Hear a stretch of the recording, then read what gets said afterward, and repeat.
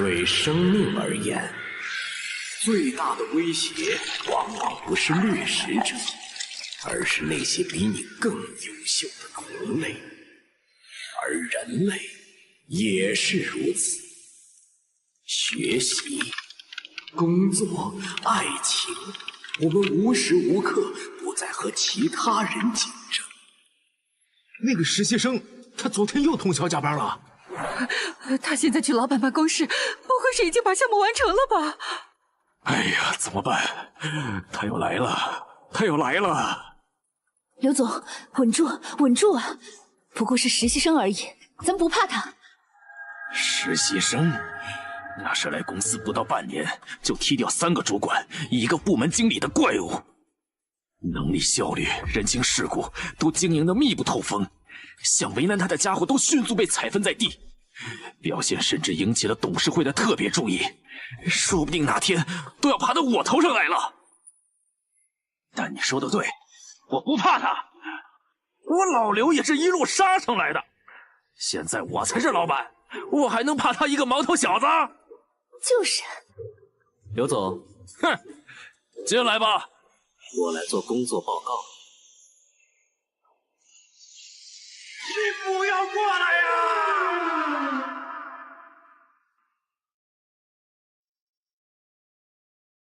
没想到老刘这么快就软了，那这家公司就开始变得有点无趣了。要不要换一家呢？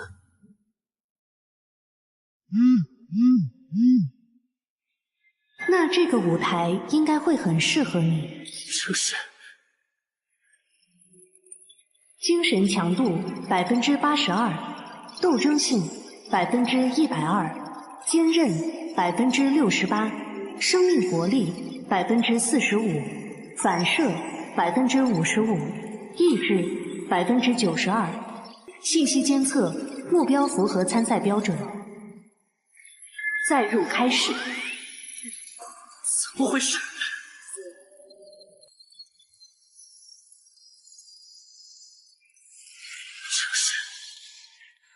欢迎各位玩家加入这场死亡游戏。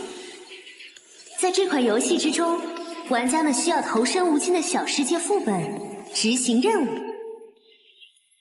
根据不同的任务要求，进行合作、竞争、对抗，甚至互相猎杀。神域账号极其稀有，会不定期在全世界随机抽取少量符合标准的玩家加入，而你们就是这一期接受考核的新人。竟然有味道，全方位的真实感官，就算是最先进的全息潜入游戏都远做不到这个效果。这技术可不像是在开玩笑。这是什么地方？喂，快放我出去啊！其他人也是被突然强拉进来的，这游戏的做法还真是霸道。不过，前辈好，请问这个考核失败会怎么样？是直接退出游戏吗？既然是死亡游戏，当然不可以退出。在你们加入游戏的瞬间，原本世界的一切就和你们再无瓜葛了。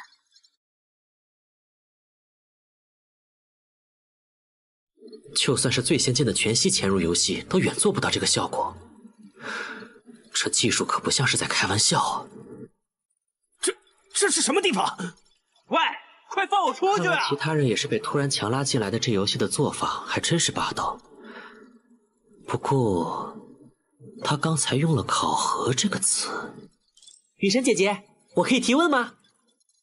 可以，而且我不是女神，是和你们一样的玩家。引导新人进行考核，就是我这次的任务。那您就是前辈了。前辈好，请问这个考核失败会怎么样？是直接退出游戏吗？既然是死亡游戏，当然不可以退出。在你们加入游戏的瞬间，原本世界的一切就和你们再无瓜葛了。玩家在副本的间隙，也只能返回自己的个人空间休息。你们的个人空间，也就是自己脚下的平台。哼，果然是这种设定。不过被囚禁在这么小的一个地方，这待遇也太惨了吧。不过你们也不用太担心，大部分副本都并不致命，比如这次考核就没有失败的说法。只不过根据你们在副本中的表现来决定初始奖励。通过完成任务获取的奖励点数，可以用来扩展个人空间，可以兑换世间的一切享乐，可以打造你梦想中的极乐园。最重要的是，能让你们变得更强。在无限神域中，你能兑换自己想要的一切，来一步步走向超凡。当然了，这些都是最顶级的 A 级奖励，我都没有，你们现在看看就好了。作为新人，你们现在只有3个随机的 F 能力作为新手礼包而已，其中技能、装备和道具各一，主要是用来帮助你们快速熟悉无限神域的战斗方式。王卷面前的3张卡片，技能可以直接学会，装备道具会进入物品栏，详细信息可以在自己的数据界面看到。这就是异能，这个世界上居然真的存在这种东西。那么现在，游戏开始。原来如此，是我一直以来的视线太狭隘了。无尽空间，超凡之路，这个世界比我想象的要有趣的多呀！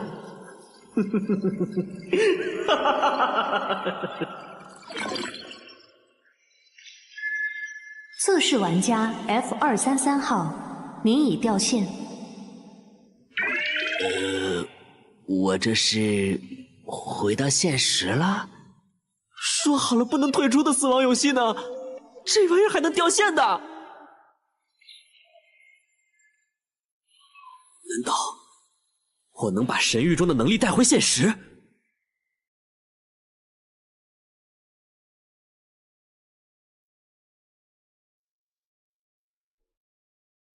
欢迎大陆，一个充满了魔物的奇幻世界。你们是一群前来讨伐帝君营地的新人冒险者，但被封闭退路的你们很快就明白了谁才是猎物。帝君的搜捕队正在一步步压缩着你们逃亡的空间，将你们驱赶向帝君领主的巢穴。新手考核副本：帝君封锁，主线任务：讨伐帝君营地。任务奖励：根据任务完成度可获得10到300的奖励点数。任务时限1小时。场地效果：注意跑毒。帝君搜捕队会以稳定的速度向前推进战线，系统地图上会显示搜捕队位置，请玩家及时规避。增益状态：英勇青铜5。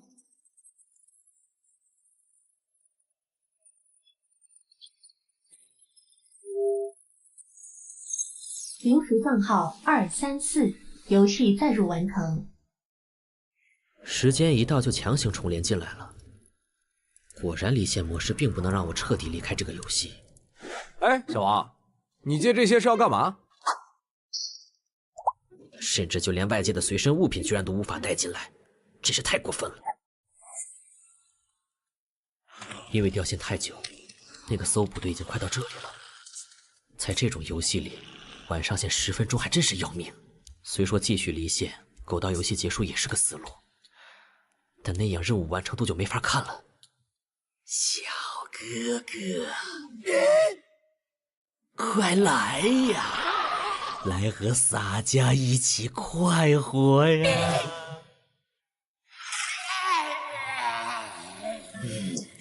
果然，既然是新手任务，就不会太难。帝精这种身高体重都如同小孩的怪物，人类只要克服对战斗的恐惧，就能凭借体型进行碾压。更不用说我这种专门接受过职业军人的格斗训练的高端人才。作为被我击杀的第一个小怪，放马过来吧！走！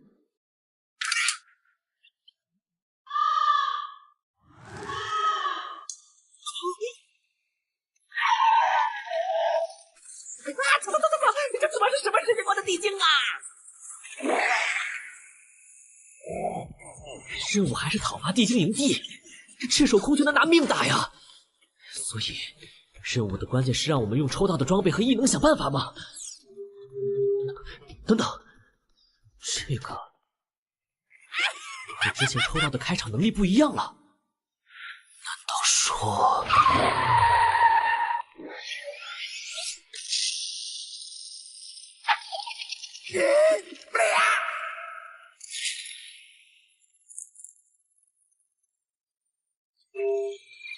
凌晨账号235，游戏载入完成。大概是因为离线的账号被视为死亡淘汰，但我本人又在不停的登录，重新接受考核，相当于又加入了一个新人。这种 bug 估计只能在新手副本出现，错过了就再没这种好事了。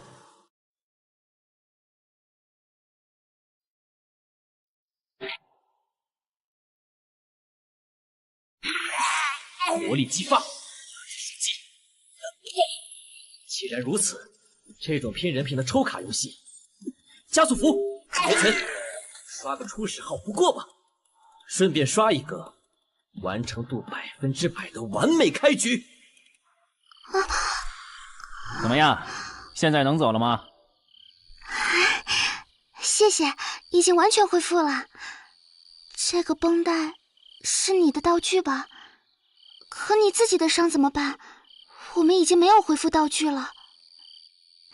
无所谓，反正那个女人不是说了吗？一个能复活的狗屁游戏而已，死了算球，老子不在乎。问题是，谁敢去试？谁敢去死一次试试？是不是真的可以在个人空间复活？有人去试了呀，一个人平地摔掉下悬崖，一个人在出生点躲到被毒圈吞掉。可惜他们都没法告诉我们自己目前的状态如何。何等愚蠢！明明是5人的新手副本，结果开场一死一送。突然被拉到这种游戏里，无法接受也是正常的吧。如果不是你们找到我，我可能也在原地发呆等死了。现在怎么办？打怪可以加任务进度是没错，但越往里面怪越扎堆，再打下去可能真的要死人了。问题的关键不在这里，是这个任务本身。说是讨伐，但不管是开场背景还是毒圈机制，整个感觉都更像是让我们求生，太违和了。啊？有吗？难道说找地方躲着熬过时限才是正解？该死，该死，该死！情报缺失，没有头绪。说到底，我们真的有必要为了那什么莫名其妙的任务去拼命吗？想想真他妈蠢。那你们说，我们真的再也回不去了吗？小心！来不及了！这是那个在出生点躲着找不到的玩家，他居然还活着！这样比折往最深处冲，难道他发现了这个副本的正确解法了？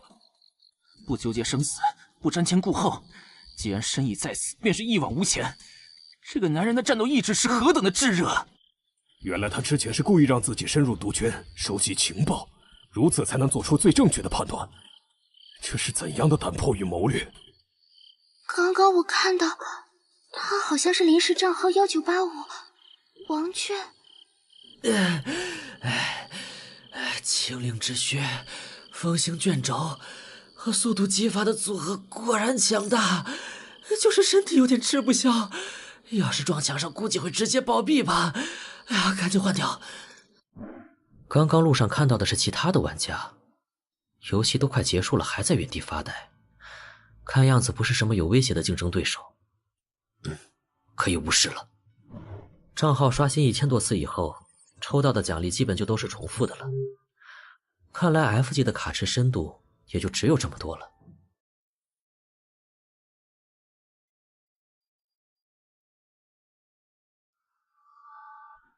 丢地上在拾取维基的道具也早就超过了系统背包容量上限，继续刷下去没意义了。刷到我之前看中的那几种能力和装备就停手吧。接下来就是 BOSS 战了。虽说按照背景说明来看，这玩意儿大概率不是让新手玩家打的，可我每次刷新账号都会把任务进度一起清零，所以小怪打的再多也没有意义。想拿到完美奖励，必须一口气来一波大的。好了，那就用这次战斗来结束这个副本吧。接你的末日吧，地精领主！果然是大威力枪械，等的就是这个。F 级装备反弹之刃，洗炼锻造而成的刀刃，锋利但容易磨损。使用者摆出明确的格挡架势后，将下次以其为目标的远程攻击反弹回攻击者。如此使用会大幅损刀的耐久上限。备注：它继承从火焰祭祀场直到星球大战的刀剑梦境。因为动作太明显被看出蹊跷了。不过没关系，用来解决这个问题的异能也准备好了。强迫自律 F 级，让目标在接下来的时间完全按之前的规划行动，持续时间与最终效果受到目标精神抗力影响。备注：你永远不知道一个自律的人有多可怕。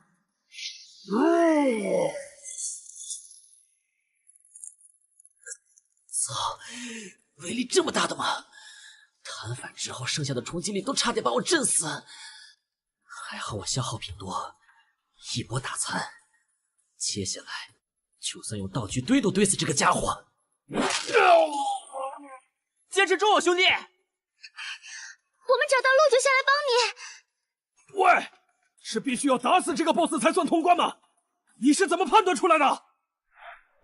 等一下，你们不要过来！不用担心我们，无非一死而已。真男人是不会抛弃战友的。该死！必须速战速决！这些混蛋一定是来抢我的任务进度的。好友申请进入您的个人空间，同意。现在情况怎么样？已经在逼大龙了，估计能一波。谁问你这个啦？我是说你引导的那些新人啊。反正死不了，能有啥问题啊？100多人分在23个副本，现在应该都差不多结束了吧？唉，没人接的引导任务你抢着做，就算是为了奖励加5%的引导者称号，也没必要自己付费给每个新人买复活权限吧？做到这种程度，你说你图啥？突然被拉进游戏，能迅速适应的人毕竟是少数，大多数人还没弄清楚状况就死了，又没点数买复活，所以新人考核副本其实是死亡率最高的。大家都这么过来的，能帮一把就帮一把呗。反正没强化过的新人，复活费用10点一次而已，就算他们每个人都死一次，加起来也就1000多点而已嘛。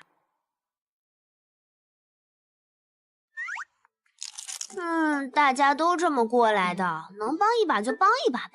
反正没强化过的新人，复活费用10点一次而已，就算他们每个人都死一次，加起来也就1000多点而已嘛。你还没算为了引导新人有格调极限扩大的个人空间，看着有气势但根本没法助人的巴别塔，以及除了好看一无是处的花海特效。我喜欢漂亮外观有什么错吗？算了，你高兴就好。我来说问你30级进阶需要的 D 级灵装，你准备好了吗？没问题，我围了3万多点，肯定能拿下。剩余奖励点数2333。我的点数呢？我辛辛苦苦囤的那么多点数呢？新手任务复活开销28000点，你这次究竟引导了多少新人？而且还把复活都用掉了。我一定是在做梦，没事，死了就没事了。不要跳啊，你这样是摔不死的。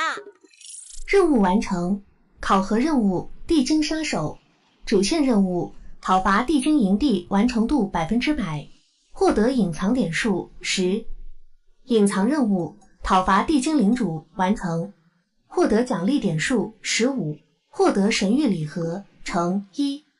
果然杀 BOSS 是有额外奖励的，还好我维基的道具多，瞬间爆发够高。我怎么显示任务结束了？对呀，明明时间还没到啊！果然，这个 BOSS 才是破局的关键嘛！临时账号2795考核任务通过，即将回归个人空间。不过这个所谓的个人空间，也太寒酸了吧！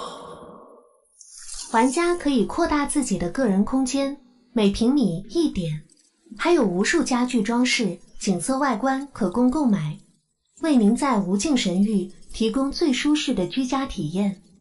哎，略过略过，我随时都能下线回家，怎么可能在这上面浪费宝贵的点数？原是全部要用来将自己变得更强啊！话说该怎么强化？商城界面在哪里啊？引导者通讯接入。恭喜你成为无尽神域的正式玩家，那么由我来完成引导者最后一个任务，为你介绍空间的强化系统。出了一点点的小问题。总之，我先给你介绍下奖励点数怎么使用吧。奖励点数是神域中的基础货币，它可以用来打造个人空间、购买生活用品、强化已经拥有的能力和装备，在有死亡惩罚的任务中兑换复活等等。最关键的是，能让你抽取礼盒获得更多的奖励。不过礼盒等级与人物等级挂钩，作为新人，你现在只能使用 F 级礼盒商城。这是盲盒抽卡，强化居然不能自由购买，这也太坑了吧！是啊，10点兑换一个没用的道具，不如把已有的能力强化加1。不过也看运气嘛，万一抽出1级物品，就能让你舒服的度过整个新手期啦。这是盲盒抽卡，强化居然不能自由购买，这也太坑了吧！是啊，10点兑换一个没用的道具，不如把已有的能力强化加1。不过也看运气嘛，万一抽出1级物品，就能让你舒服的度过整个新手期啦。不过你刚完成新手副本，手头上的点数应该都不够10点。改善下个人空间，兑换1个月的基础生活套餐就好。下个副本再继续努力吧。好啦，讲解结束，我们有缘再见喽。谢谢前辈讲解，前辈您辛苦了。原来大部分新人连10点都没有吗？拥有整整25点日款和一堆 F 级道具的我开局果然是完美的。预留出下载异能需要的10点，我还有15点可用。礼盒、卡池这种交智商税的地方狗都不会去。那么我现在只要考虑是强化装备还是异能呢？那个，万一呢？果然是坑啊！所以完成任务的神域礼盒也是这种坑爹货，对吧？等等，这个绿光石1级装备还是3选1，发达了！特殊奖励，请选择其一获取。老将，这是早期神器，选择一定要慎重。对了，我可以不选直接退出，等下次副本通知来了，看具体情况再说。玩家王卷，离线。注意，您需要在12小时内进入下一次副本。不知不觉都快中午了，不过拥有正式账号后依然能离线，这下彻底没顾虑了。老刘这是什么症状？小王啊，你刚刚是工作时间偷偷睡觉吧？刘总好，请问您找我有什么事儿吗？有事，当然有事了。这个该死的实习生，总算被我抓到破绽了。今天就让我好好教育一下，什么是人间险恶。刘总，干嘛？没看到我在忙吗？秘书姐姐，我们在忙哦。哎，可是总公司的领导突然来视察，来了好多人，已经到门口了。切，算你运气好。好不容易让我有了兴致，半途而废怎么行？服用药水后，将连续在接下来的5秒内获得异常帅气的连续突进能力，并收获长达20分钟的快乐情绪。备注：小问号，你追不上我。林少，您怎么突然想到来视察了？是董事会有什么指示吗？没，随便看看。王卷，你被开除了，怎么样？诧异吗？不甘心吗？是不是想要跪下来哭着求我呀？林少，您怎么突然想到来视察了？是董事会有什么指示吗？没，随便看看。王卷，你被开除了，怎么样？诧异吗？不甘心吗？是不是想要跪下来哭着求我呀？没错，最近几个月公司业绩突飞猛进，都是你的功劳。你有后台，是名校导师直接推荐，有能力，表现出色，引起到了总部的注意。那又如何？我告诉你，我刘某能摸爬滚打到如今的位置，靠的就是欺上瞒下。你的大部分业绩都被划到我的名下了。现在你被我抓到一点把柄，我就能让你合情合理的从这里消失。无论是你的导师，还是总公司那些蠢货，我都能让他们无话可说，因为在这里只有我说了算。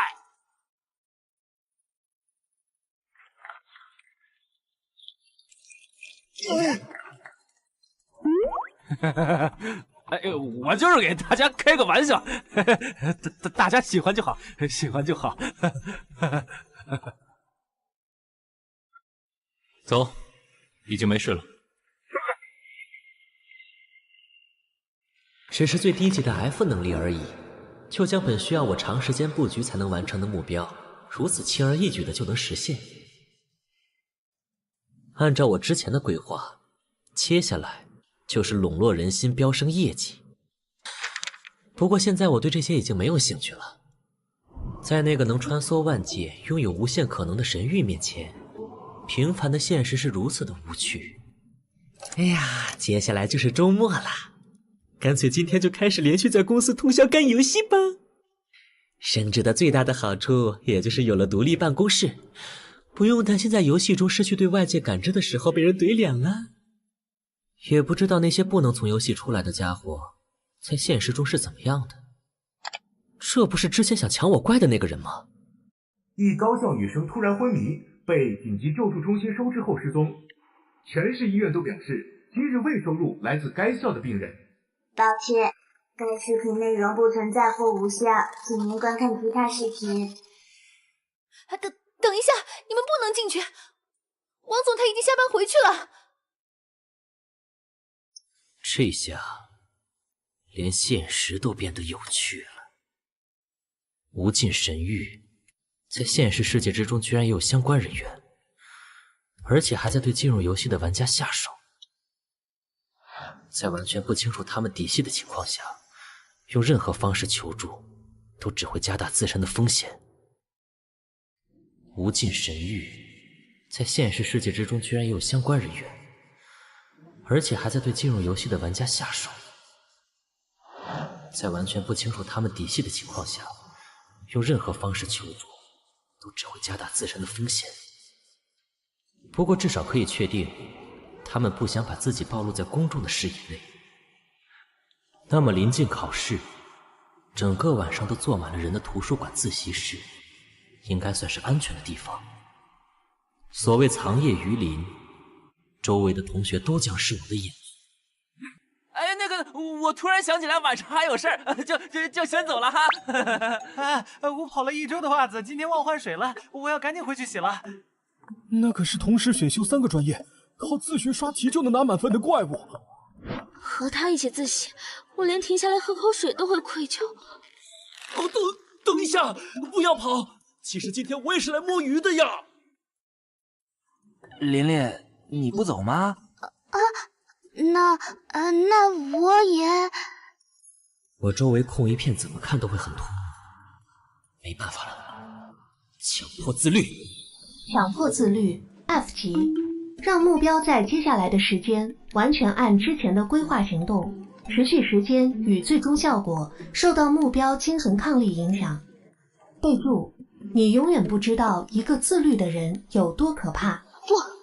我今天无论如何一定要把开题报告写完。哎，这样啊，那我们先走啦。加油，我们看好你啊！我刚刚说了什么？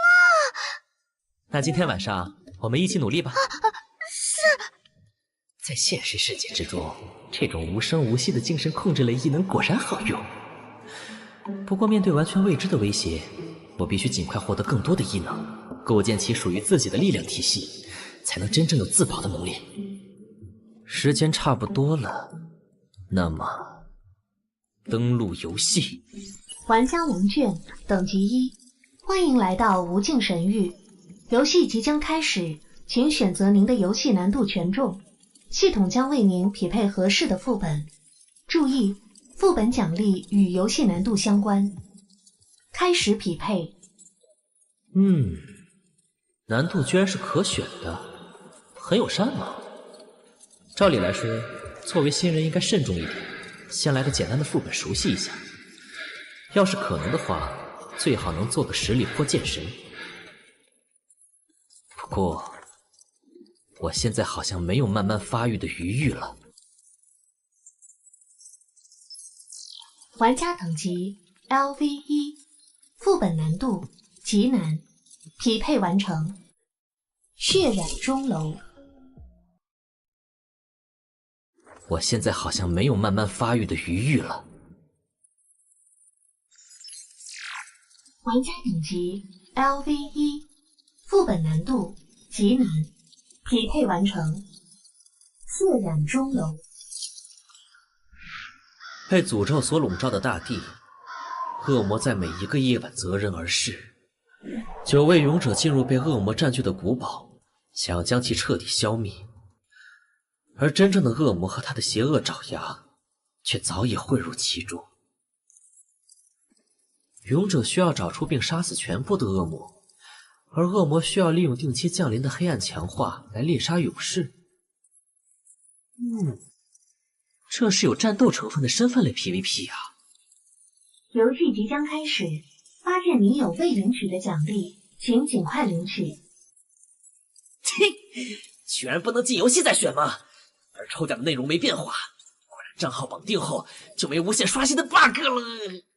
献祭斗篷能对自身周围的敌人造成持续的 AOE 伤害，看着很像，但需要自己战场，在 PVP 中用起来太危险了。能主动影响事件概率的幸运硬币，应该是泛用性最高的。但作为我唯一的一级道具，缺少了一点在关键时候一锤定音的感觉，所以剩下的就只有炮台了。不过既然是身份类副本的话，我在干什么？为什么要一个人留在这里？但话都说出口了，现在走的话需要和他打招呼吗？不行，我最怕和人说话了，但是留在这儿真的好尴尬呀！要是说肚子疼，会不会太刻意了耶？那个，你是在练习听力吗？我留在这里会不会打扰你啊？要不，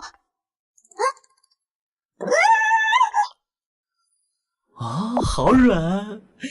这是已经进入恶灵的古堡内了。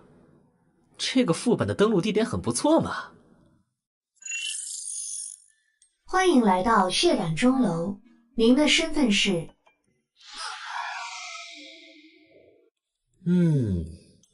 规则倒是挺简单的。勇者玩家没有能直接验恶魔身份的方法，身份线索全部藏在地图里，所以胜负的关键是要尽力干扰其他人探索地图，或者在审判会议上混淆视听。在副本正式开始前，恶魔玩家可以拥有3分钟的互相交流时间。各位被黑暗选召的使徒们，谁吾辈一同将敌人彻底碾碎吧！没问题，这局一起好好打。等等，怎么会有1级新人？你这是才打完新手本吧？怎么就排到 PVP 团战了？游戏副本血染钟楼。血染钟楼为阵营对抗副本，本次副本共有9名玩家参与，勇者阵营6人，恶魔阵营3人。恶魔阵营主线任务：阵营胜利，在本阵营至少有1人存活的前提下，将全部勇者淘汰出局。任务奖励：胜利阵营全体玩家都可获得50奖励点。出队惩罚：失败阵营全体玩家都将扣除50奖励点。支线任务：自身存活，奖励 F 级异能礼盒，追杀得分，追杀其他玩家可获得10奖励点。副本探索，每 20% 探索度可获得10奖励点。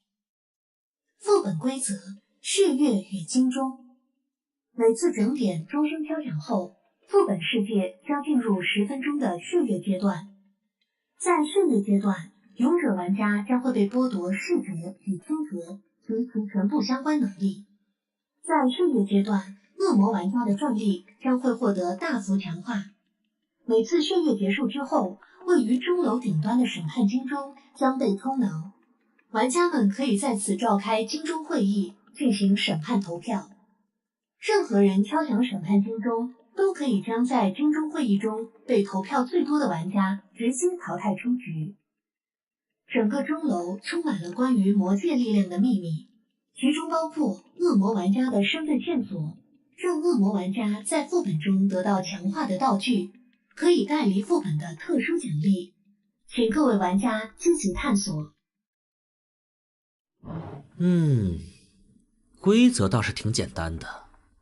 勇者玩家没有能直接验恶魔身份的方法，身份线索全部藏在地图里，所以胜负的关键是要尽力干扰其他人探索地图，或者在审判会议上混淆视听。在副本正式开始前，恶魔玩家可以拥有3分钟的互相交流时间。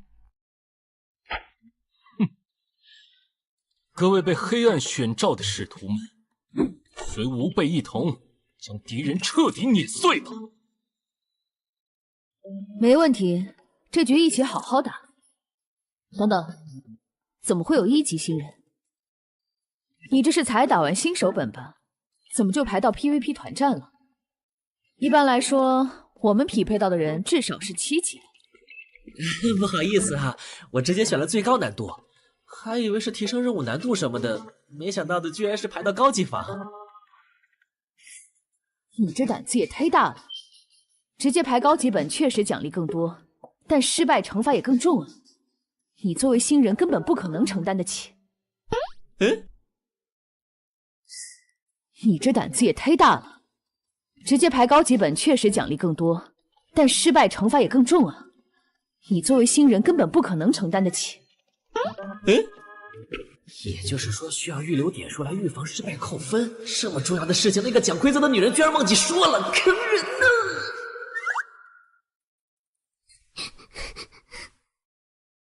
算你小子运气好，这局姐姐带你飞好了。不是我吹，10级玩家在这个分段就是绝对的大佬。也好，那就赐予你与吾辈一同胜利的荣耀吧。那就拜托2位大佬了，我一定努力不拖你们后腿。态度不错，一看你小子就是能当高手的人。时间紧迫，我们先共享下自己这边能看到的情报。吾所在之地充满了禁忌的藏书，均对吾等无用。吾稍后会全部毁去，避免落入他人手中。地面敲击声空洞，应位于此楼高层。我在刑讯室，大门现在打不开，窗户外面可以看到远处的岩石墙壁和回廊。这个钟楼内部应该是中空的结构。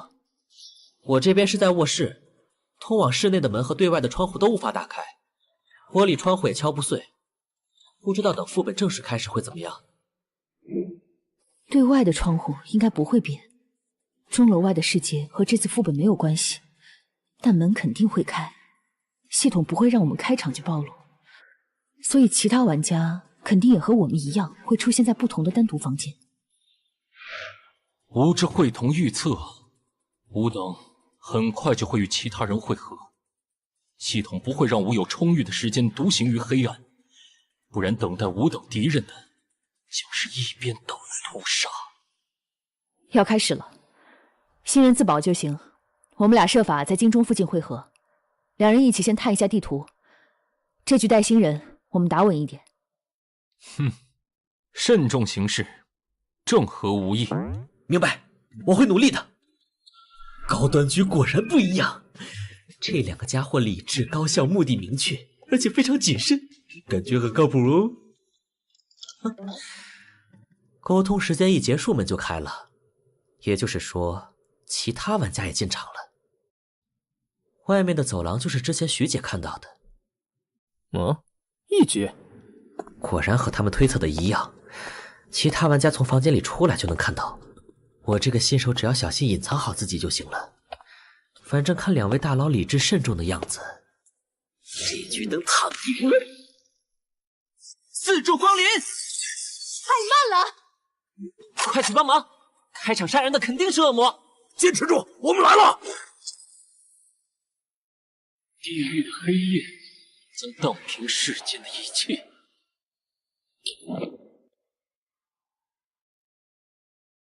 快去帮忙！开场杀人的肯定是恶魔。坚持住，我们来了！地狱的黑夜将荡平世间的一切。中二病，看来这局又是我赢了。看来到此为止了，真是一场精彩的战斗啊！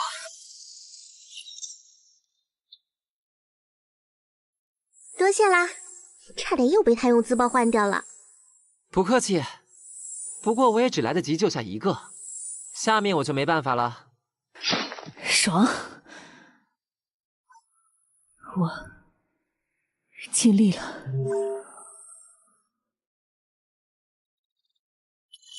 玩家刘胜珍被淘汰，身份为恶魔。玩家何小天被淘汰，身份为勇者。玩家徐淼被淘汰，身份为恶魔。刚刚发生了什么？啊，是你啊！我们在新手副本遇见过。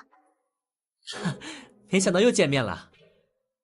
是那个想抢我怪的没素质的女人。等下，她的等级居然是2级，乍一看只比我高1级，但也可以说是等级比我高整整1个倍。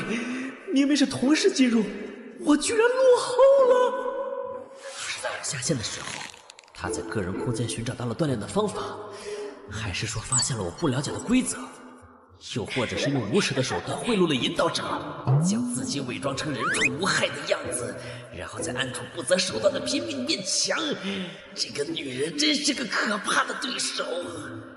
你才1级居然就排进了团战副本，又来了，她是准备要嘲笑我吗？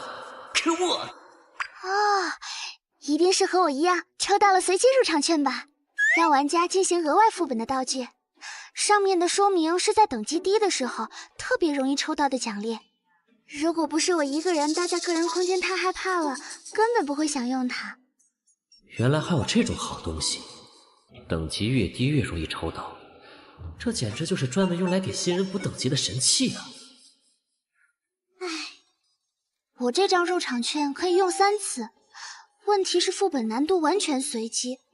前一次是简单的解谜副本，在一个好心前辈的帮助下过关了。这次随机到极难，我还紧张了半天，唉，结果对手开场就死的差不多了。我们运气真好。是啊，我们运气真好。真是倒霉，这局跟和天排到一队。这次随机到极难，我还紧张了半天，唉，结果对手开场就死的差不多了。我们运气真好。是啊，我们运气真好。真是倒霉，这局跟和天排到一队。我知道他哎，是那个每次副本都会带着全队把探索度刷满拿隐藏奖励的大佬。以为能有额外的收获的，没想到他开场就被换掉了。我之前跟他合作过一次，他的那探索者称号拥有能指出剧情关键点的场景能力。放在这种身份类团战里，基本就是指出恶魔玩家的身份了。所以苗姐才在发现他的瞬间就不顾一切的出手了。原来是这样啊！那个脑残中二也是发现对方支援来的太快，才强行出手，用火焰隔断通道的。啊，被苗姐晋升了确实没办法。还有那个中二病的自爆也好吓人啊！我的能力全开了，还差点被换掉。为了救你，我连全场仅1次的大招都用了。幸好已经解决了。原来如此。和普通的身份类游戏相比，神域中更要重点考虑每个人不同的异能。这么说起来，那两个家伙也算是尽力了。为了不辜负他的牺牲，接下来就看我个屁呀！能开打的开上都送了，留我一个1级新手有什么用？恶魔能力：血液强化，机子未激活，在血液中可属性获得150%的强化。那我唯一的胜利的办法，就是探索地图，把恶魔玩家的各种场景强化发挥到极致，以及让他们自相残杀。请问各位大佬，接下来该做什么？有什么是我们能帮忙的吗？那个，我们才进入神域，不知道该做什么。哦，我都忘记了，这次还有2个新人哎。不用，接下来就是正常的探索地图找线索，你们等金钟会议就行。好的，刚才看了高等级的战斗，我们还担心自己没有战斗力，拖了大家的后腿，还好各位打赢了。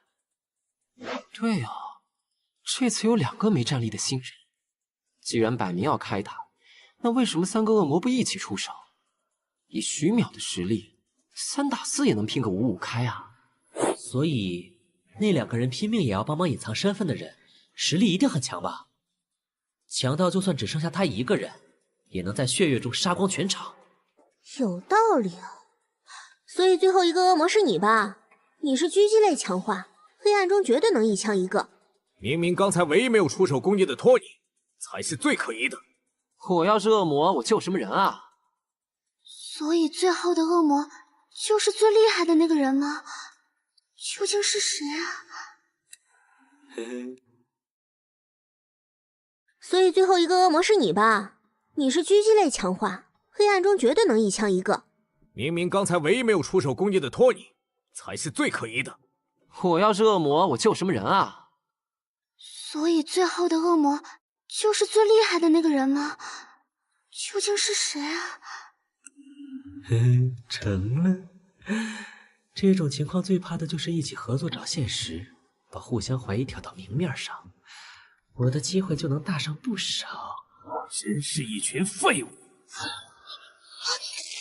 我可以认为你这是直接亮恶魔身份了吗？3对1，看来这局可以直接结束了。老子要是恶魔方，直接和徐淼一起动手，就能杀光你们这些废物。哼，几个脑残在这里被一个弱鸡新人带节奏，明显最后一个恶魔就是这个1级的垃圾，自己没战斗力才没办法动手。你们但凡脑子没被拿去涮锅，都能想到。王娟，你没死吧？我准备了医疗类道具。谢谢，我这里也有，等下还你。这位大佬，如果我是恶魔，那这样做也没意义呀。毕竟，就算最后投票到只剩2个人，我也……闭嘴！在这里，弱鸡没资格说服。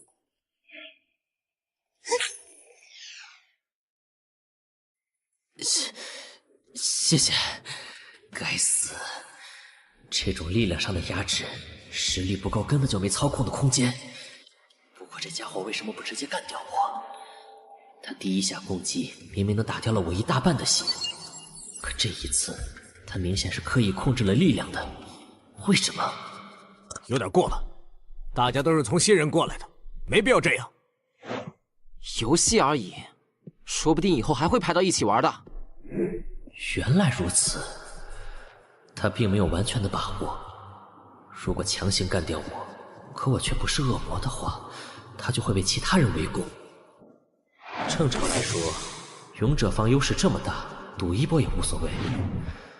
按照他表现出来的性格，更该不管不顾的出手。可是他却强行忍下来了。那么，只有一种可能。和其他随心所欲把神域当游戏的玩家不一样，这个人非常非常想赢，不顾一切的想赢下每一局。嘿，大家僵在这儿也没用，不如我们分头看地图找线索吧。不是说探索还有额外的奖励点吗？可是大家分开后被各个击破怎么办？而且恶魔玩家肯定会隐瞒自己发现的线索。没关系，我们只要两人一组，互相监督。不如我们分头看地图找线索吧。不是说探索还有额外的奖励点吗？可是大家分开后被各个击破怎么办？而且恶魔玩家肯定会隐瞒自己发现的线索。没关系，我们只要两人一组，互相监督。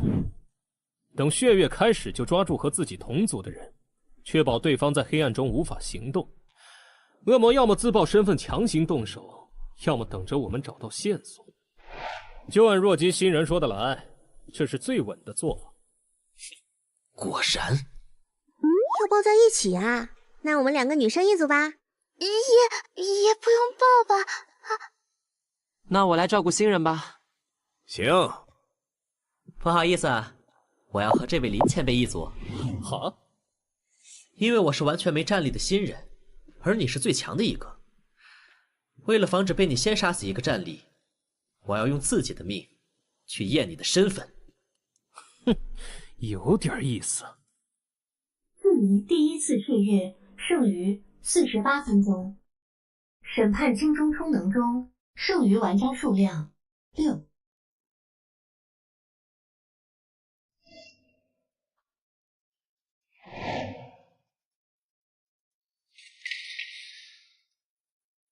这是被那个中二病烧掉的吧？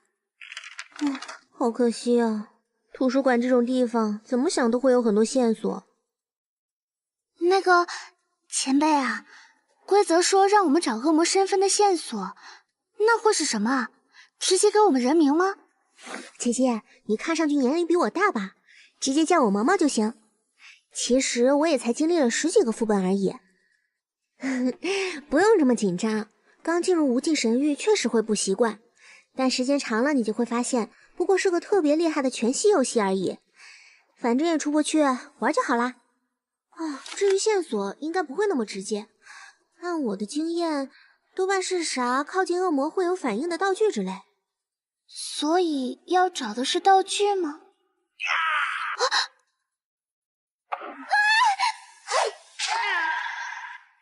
原来这个副本有怪的，好像是作为陷阱之类的，隐藏在各种地方。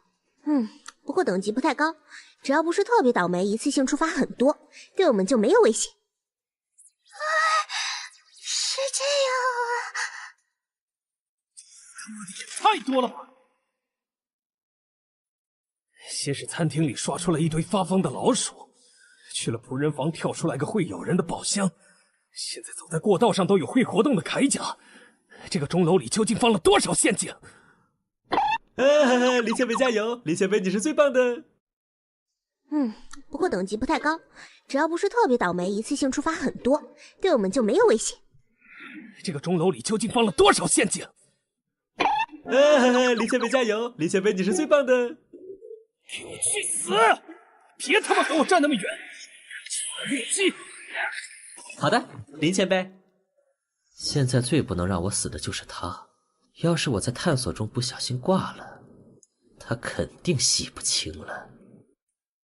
我说，你不会是在不停的故意触发陷阱吧？怎么可能？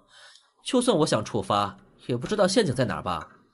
都是巧合，就是不知道为什么我现在运气特别差而已。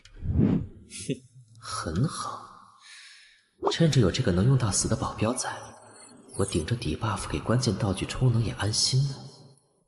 反正我不需要战斗，刚好可以好好解密。在这个满是恶魔的钟楼里，究竟有什么可以让我获得强化呢？等等，满是恶魔的钟楼。对呀，我记得开场故事说明里，玩家们是一群来钟楼讨伐恶魔的勇者。那在这种恶魔的巢穴，为什么会有能审判恶魔的金钟？游戏时间00.49，距离第1次血月剩余11分钟。审判金钟充能中，剩余玩家数量6。这些房间一个个搜过来也太耗费时间了吧？光2楼就花了快1个小时。呀，这是，总算找到了有用的东西了。顺从你的欲望，承受贪婪的代价。付出代价，和恶魔进行交易。难道说，死在钟楼里的人不是被抓来的？把你手上的道具给我。这样不好吧？之前找到的3个道具都被你拿走了，黑装备这种事情很没素质呀。不要让我说第2遍，弱鸡，不然我不介意把你手脚打断，拖着过完全场。那多不好意思，还是不麻烦你了。算你识相。如果你身份真没问题，老子保你躺赢。走了，还有一点时间继续探3楼，不许离开我的视线。有点不好办呀。虽然之前的操作把他对我的怀疑消除了不少，避免了被直接击杀的危险。是，但这样被盯着什么都干不了。幸运硬币已经充能好了，没了厄运的负面效果。故意引怪，万一没演好，只会惹人烦。虽然之前的操作把他对我的怀疑消除了不少，避免了被直接击杀的威胁，但这样被盯着什么都干不了。那边是最开始被那2个人打坏的地方。哦呦，墙都打碎了。先过去看看。这里是苗姐出生点的刑讯室，被他干掉的人出生点应该是在旁边禁闭室。还真是一个照面就打起来了呀！操，被破坏成这样，看来找不出什么有用的东西了。去隔壁，时间不多了，搜完下个房间，准备找地方躲过血月阶段，别给老子磨蹭。行，大佬你说了算。是个卧室，不过没2楼那个豪华。等等，这个房子是在刚才的刑讯室边上，但这样看的话，这房间面积不对，在靠近刑讯室的方向肯定有隔间。闭嘴！老子还不用你个弱鸡来提醒。跟紧点儿，别让我发现你有什么小动作。哎呀，这家伙是真的烦呐！这个房间难道是？怎么了？里面有怪吗？这个房间是恶魔的祭坛。等等，难道说这个房间里有血月的效果？我能看见，是因为恶魔的身份，他其实根本什么都看不见，但假装没有异常，是为了趁机试探我的身份。如果我没能第一时间发现这个房间的问题，露出破绽就会被他瞬间击杀。还真是一刻也不能大意呀！有意思。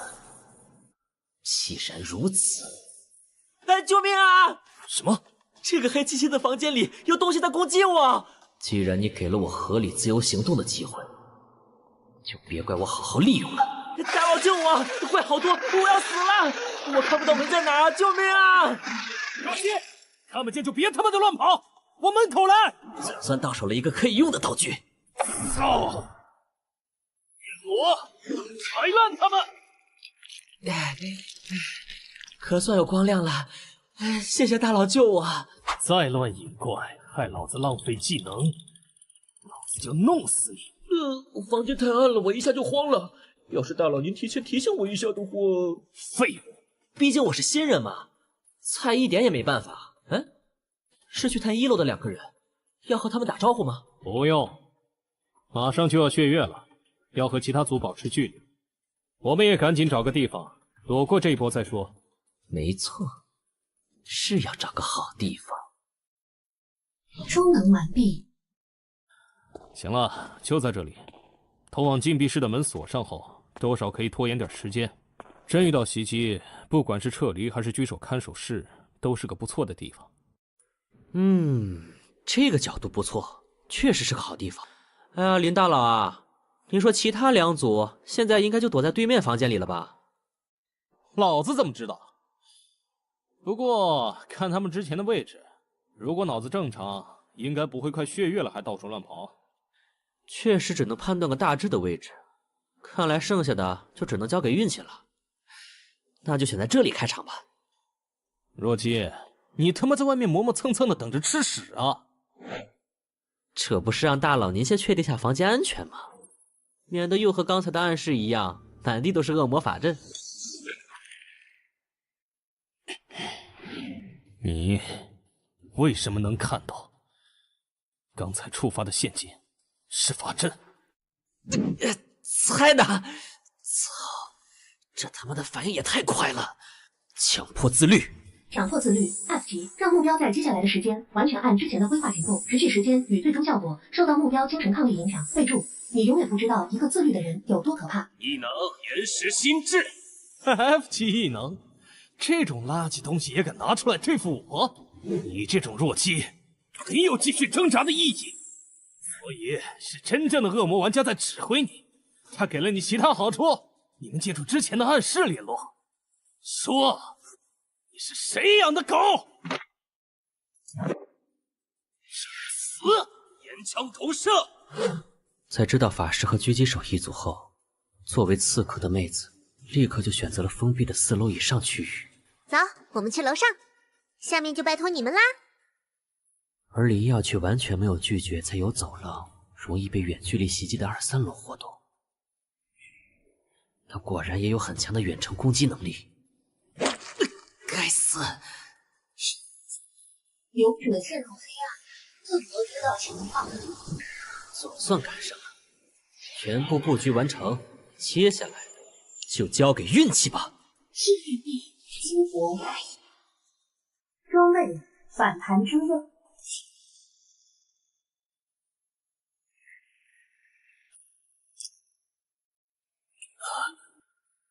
居然没死！切，等血月结束再跟他算账。我下来了。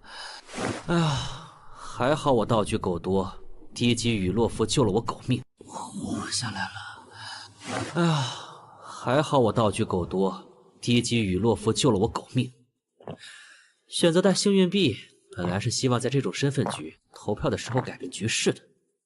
不过现在看来，作用或许比我想的更大。我已经制造出了成功可能性。希望刚才那一瞬间，运气真能让事情朝着最有利我的方向发展。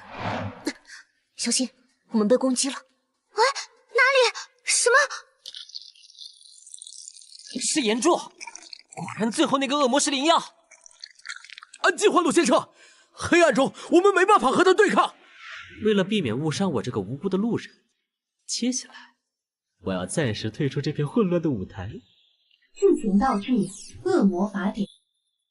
发现地城，地图探索度加20%。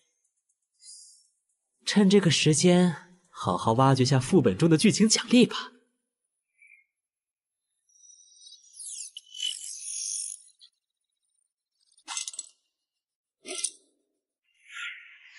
哎呀，副本里的符有病吧？之前的尼克骷髅就算了，那个恶魔也来偷袭我一个手无寸铁的恶魔玩家。难道是因为就算我刻意遮挡了自己的帅脸，也掩盖不了自己温和善良的气质？这些怪也太以貌取人了吧！这脑残副本连个敌我识别都没有。要不是我仗着血月状态的力量加持，硬是把这套装饰铠甲穿过来了，光靠 F 级道具还真冲不进来。哦，血月结束，属性强化的 buff 没了。还好需要打的怪已经清完了，如果一切顺利的话，地面上现在已经打成一团了，应该不会有人想起我这个在安心挖掘剧情的无辜路人。不过，就算成功让其他玩家内服，我依然有个无法逾越的问题：实力不足。这个副本的规则是必须将勇士玩家全部淘汰。最后想要胜利，我至少需要能单挑干掉一个人。在血月的 buff 下，我借助这套笨重的铠甲和之前储备的大量 F 级消耗品，打 PVE， 刷下没脑子的地图怪什么的还可以，但用这套打法去对付其他玩家就是找死。那些老硬币有10000种方法玩死我，所以通往胜利的唯一方法就是想办法从副本剧情中获得尽可能多的强化。任务物品上说地点应该就是这里了。那么，契约重现。我等愿为您效力，我们将杀死其他同行者，来向地狱展现忠诚。这个道具触发后，居然一次性暴露全部恶魔玩家的身份，还好是藏在暗室里，这要是被勇者方拿到还得了？你们最主要的任务是将污秽之血涂抹到审判金钟上，成功后，我会赋予你们一次召唤血月的机会。在这次血月下，你们的力量会得到额外的强化。哦，这是触发支线任务了。找机会污染金钟，换取一次主动的血月，听上去还算不错。但是，我拒绝。准备好迎接死亡了吗？这是背叛我的代价。出现了，这游戏的副本果然能深挖。这整个塔楼都是您的领地，污秽之血看上去也准备良久。您想要毁掉那个金钟易如反掌，但却要为此上演勇士讨伐恶魔这样繁杂的戏，不真正为给您效力的人恶魔的身份，甚至连塔楼内的其他恶魔都会一视同仁的进行攻击。这种粗找外包又不签合同的做法，明显就是为了最后好甩锅。属下猜这个金钟属于一个您惹不起的大人物。属下再大胆的假设一下，这位大人物是您的上级。你很聪明，但就算你猜对了，又如何？根据在钟楼内各种线索推测，这里原本生活着你的属下，用各种灵活的方式与人类签订契约，为您收取他们的灵魂。因为审判金钟的存在，这个经营良好的网点被迫停业了，所以您才想将其清除。没错，原本为我主持钟楼的眷族都被那些无耻的违约者用金钟清除。其实您完全不需要用如此落后的方式获取灵魂，只要抓准自己的差异化赛道，加强对势能积累的简单复用，实现价值的转化，就能通过特有抓手找到自己擅长的垂直领域，开拓独属于您的蓝海领域。简单来说，就是属下有办法为您获取更多的灵魂。重新自我介绍一下，王倦，从业以来得到每一任老板高度认可的优秀下属。您只要提出目标，我就能为您带来成果，而您只需提供一点点微不足道的投资而已。很有理，人类，你想要获得什么？人类，你想要获得什么？更多力量，还是地狱的爵位？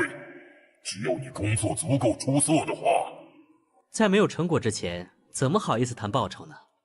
属下是出于工作需要，是为了更好的为您服务，想请您帮忙引荐一下那位立下金钟的大人物。要签契约，当然要找最强的那个。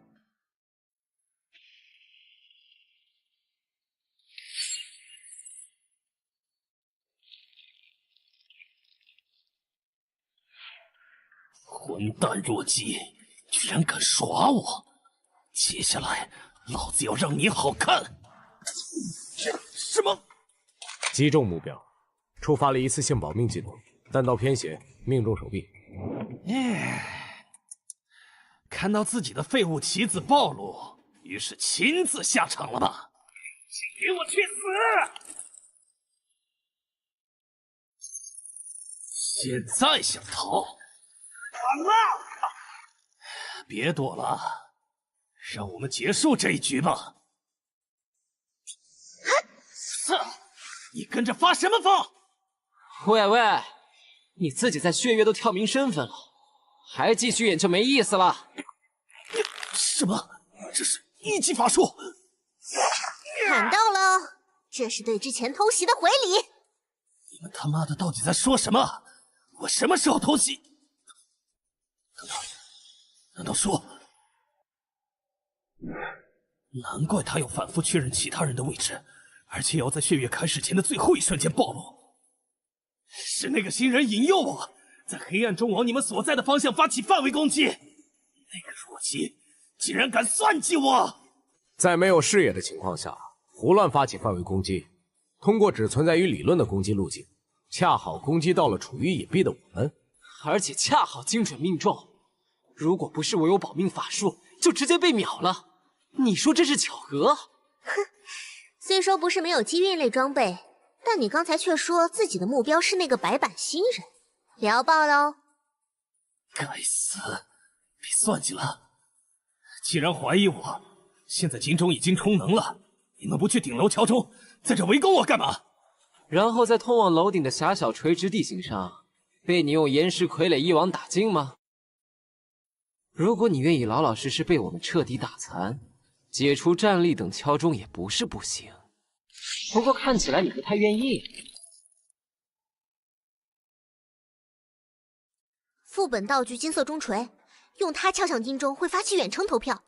我们去拖住灵药，你去敲钟。明白。胜利了，接下来只要敲钟就行了。嬷嬷你也来了。等等，那我爬这么辛苦是为什么？身份是勇者，玩家托尼淘汰。身份是勇者，玩家毛怡文淘汰。身份是勇者，都不是恶魔，怎么可能？难道？苍龙，我疼了！你想用什么姿势赢都行。哦，不是这个。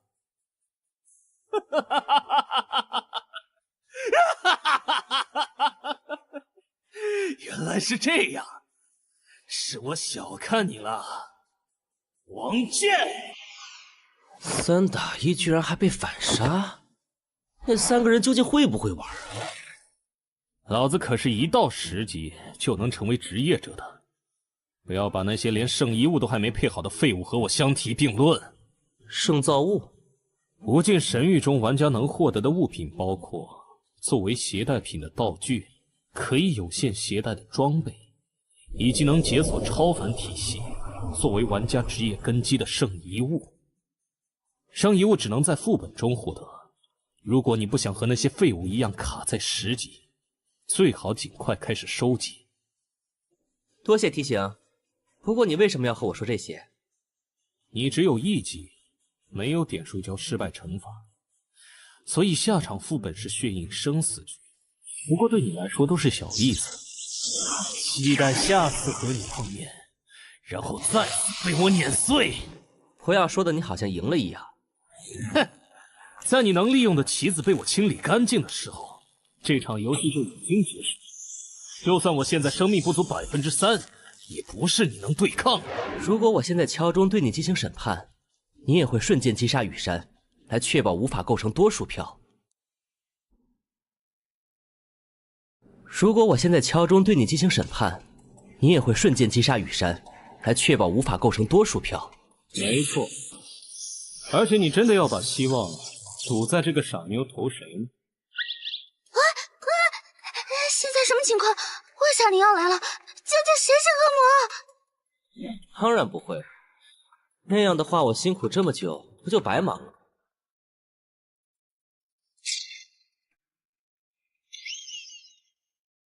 上钩了！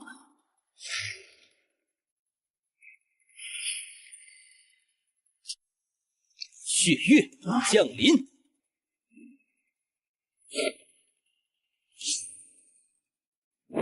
这个老硬币果然还留有这种不讲道理的大范围攻击，伤害好吓人。还好我假装莽一波，在最后一瞬间突然开血域，把他的大招都骗出来了。刚才那应该就是他最后的底牌了。不过以他的个性，应该继续维持高强度范围攻击，彻底弄死我，而不是趁机在地上布满碎石，利用响动来探测我的位置这种小手段。就算还有后手也没关系，接下来的10分钟足够得到强化的我把它一层一层扒光了。啊！我被攻击了，这家伙下的手什么时候？不对，生命值没变化，这个血迹，还有这种清晰的疼痛感，难道是我现实中的身体受伤了？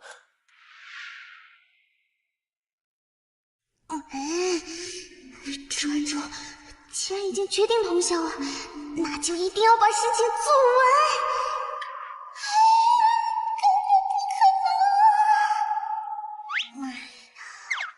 真是的，都1个多小时了，这个家伙究竟是怎么回事啊？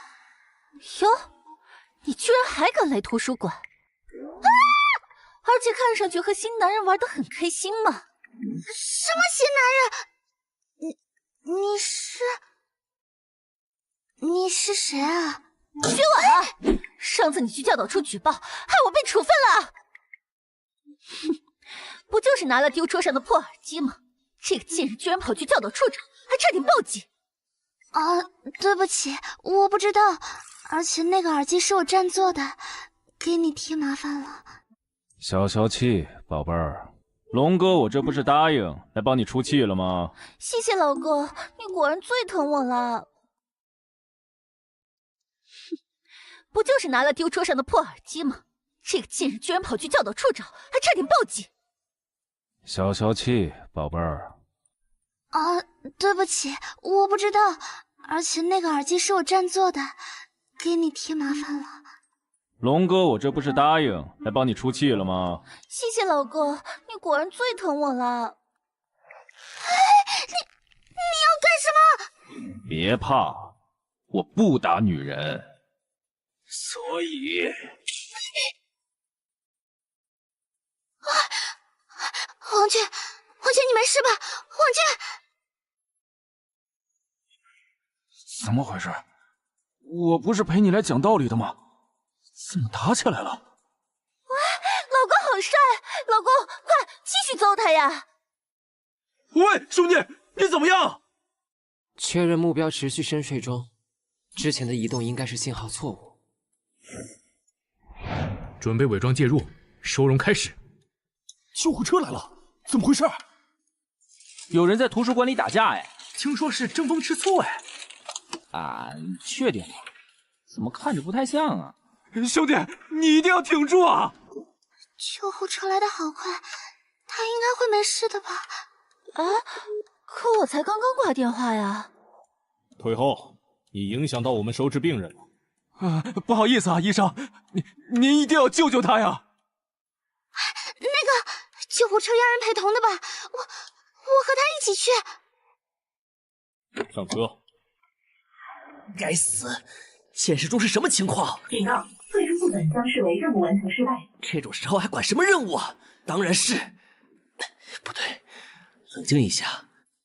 我现在在学校图书馆，正常情况下不会有什么危险，受伤顶多是发生了意外，比如摔倒什么的。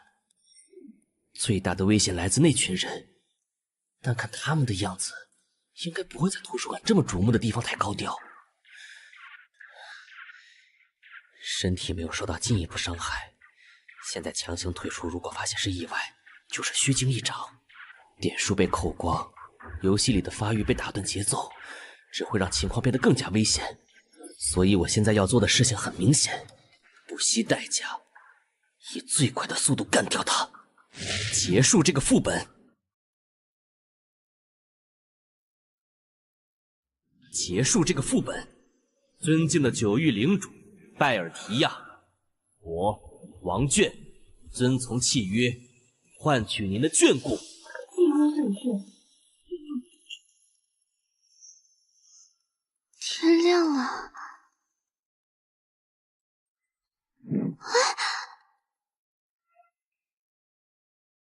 玩家0秒淘汰。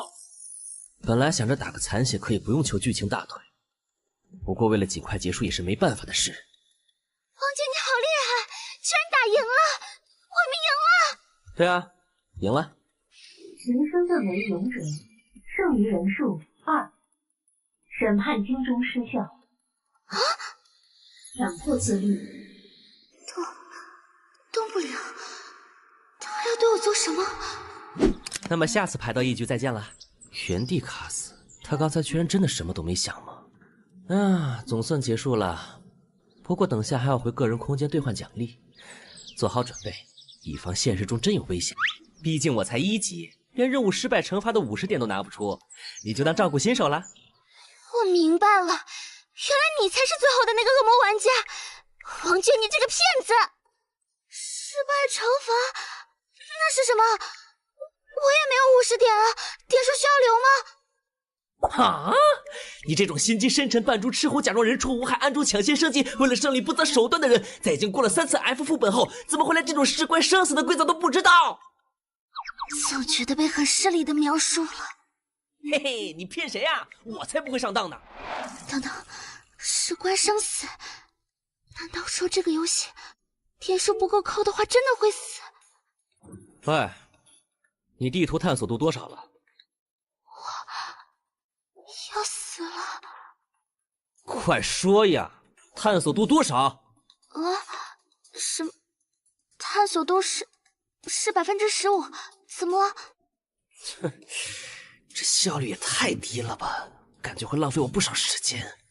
走吧，我赶时间，我们搞快点。啊，去哪儿？但下一场就要靠你自己想办法了。谢谢，你果然是个好人。可我们不用从楼梯下去吗？剧情相关的内容难道不在下面吗？都说了我赶时间。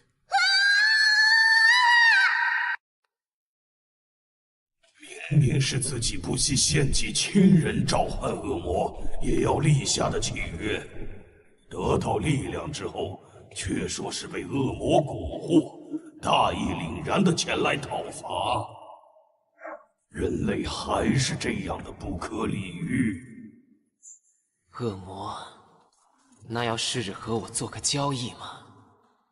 哦，虽然我不认为已经是祭品的你能拿出什么。不过听听也无妨。你想要什么？复仇、力量，还是自由？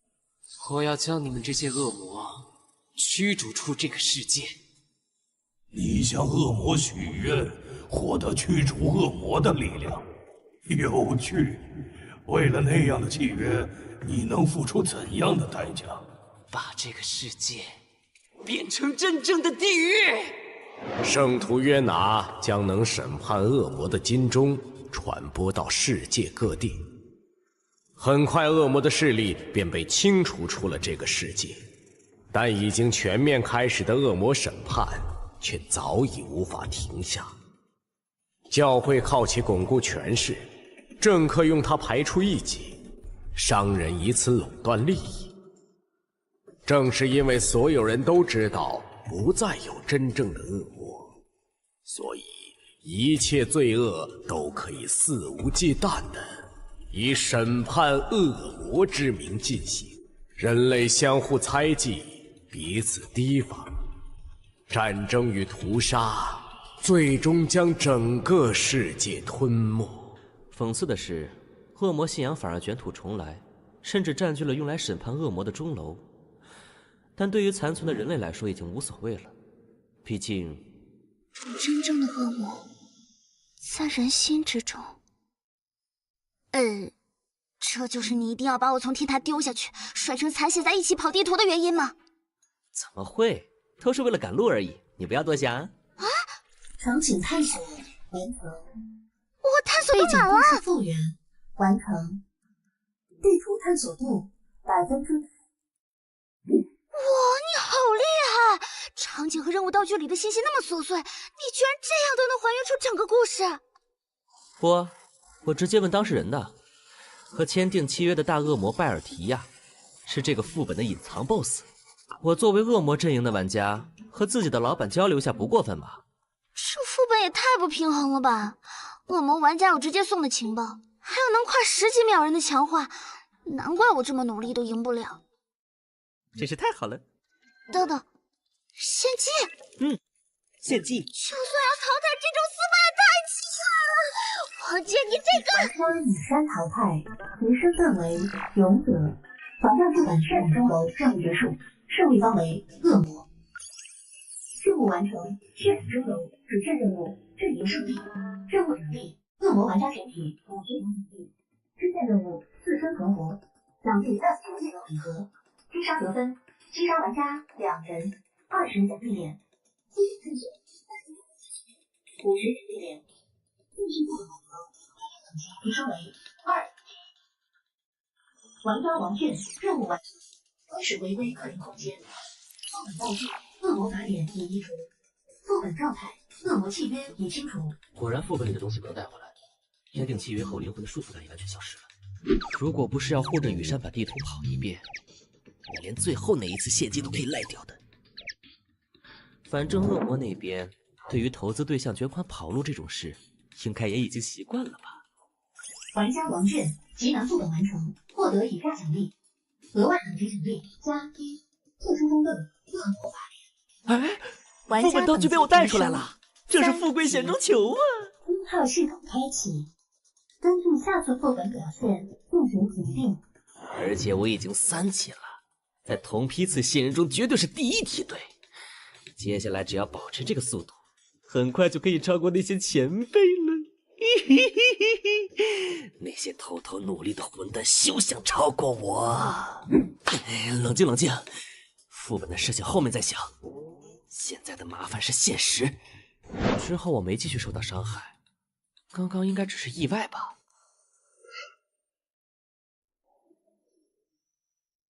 那个，你们是医生吧？他这个样子不需要处理吗？没事没事，他的状态我一直有在监控哦，放心吧，不会出意外的。情报公开，王俊，等级3，装备训练硬币1级，弹伞之刃破损 F 级，道具恶魔法典3-31级，各类新手道具42个，技能强迫自律 F 级，剩余奖励点数135点。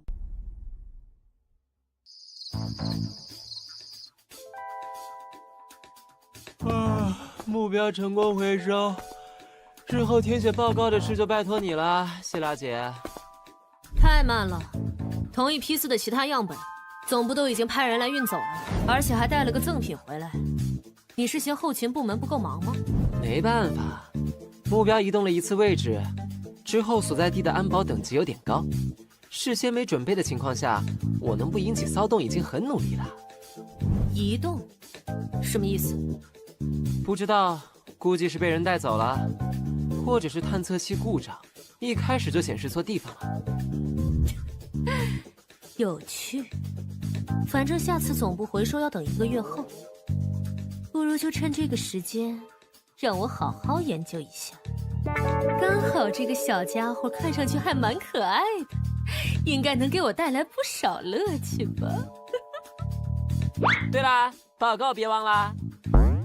知道啦，要是不及时上传，老头子又要唠叨了。那你倒是自己写啊！我操，这下麻烦大了！我才刚刚进入游戏，正常来说不是应该给我时间狗发育吗？怎么一局出来就发现自己被人一波带走了？之前经过向下的电梯，房间位置应该在地下，角落有监控，大门有电子锁，顶上有通风口。这次 F 级异能礼包选出来的3选1奖励，其实都还挺适合逃命的，甚至可以把点数都砸在卡池里，看抽到啥再来搭配。好好操作的话，逃出去应该不难。但这样逃走根本不解决问题，不知道对方的身份目的，不知道他们有多大能量，不知道他们和神域的关系，甚至连他们是怎么找到我的都一无所知。这种情况下，就算成功逃脱，也会很快被再次抓住。贸然行动只会暴露自身的特殊性。所以我现在最关键的是要在不暴露的情况下，尽可能的潜入其中，多收集情报。这就比单纯的逃走难太多了。生理数据监控，温度舒适，空气新鲜，伤口处理完毕。有点硬，但比出租屋的床板好。日常睡眠不足5小时的某选王，在躺平中得到了充分的休息。仔细想想，现在我不用担心现实中的身体情况，可以安心准备下一个副本。其实就这样躺平也挺舒服的。这是上一届排到的那2个人，原来这游戏还有好友功能啊！玩家刘胜军申请成为您的好友。对不起啊，当时情况比较突然，那个叫何小天的有很强的预知类能力，不把他解决掉，我们根本没法玩。我指望突然动手能多换掉几个，结果没成。不好意思啊，把你坑进血印了。新人，你被吾辈那受到赵岸诅咒的命运所牵连，将要面临血印的试炼。但无需惶恐，无需担忧，因为吾辈乃是无数次身负血印、无数次跨越生死之人。虽然因为神域的法则，吾辈无法亲自降临到你身边，但我意志与决心将会与你同在。这是吾辈赋予你的力量，心怀感激的收下吧。这2个家伙，看样子是一出来就发消息给我了，现在应该已经收到胜利通知了吧？不过他发我的这个视频是什么？难道还有什么秘籍？长宁镇是一个安宁祥和、很少有外人前来的矿业小镇。最近因为小镇外的矿井中挖掘出了一本古籍，这里开始出现有恶灵在夜晚游荡的怪谈，导致镇上人心惶惶。考古学者罗德教授委托了5位最专业的调查员前来镇上调查真相，平息镇上的流言。游戏副本《鬼镇奇谭》，《鬼镇奇谭》为组队合作寻奇物副本、养奇物副本，共有5名玩家参与，请玩家们团结合作，共同完成任务。任务范围：长宁镇，玩家不得离开这一区域。任务目标：在任务实现的7天内回收1级圣遗物符灵文书。任务奖励无，任务惩罚无。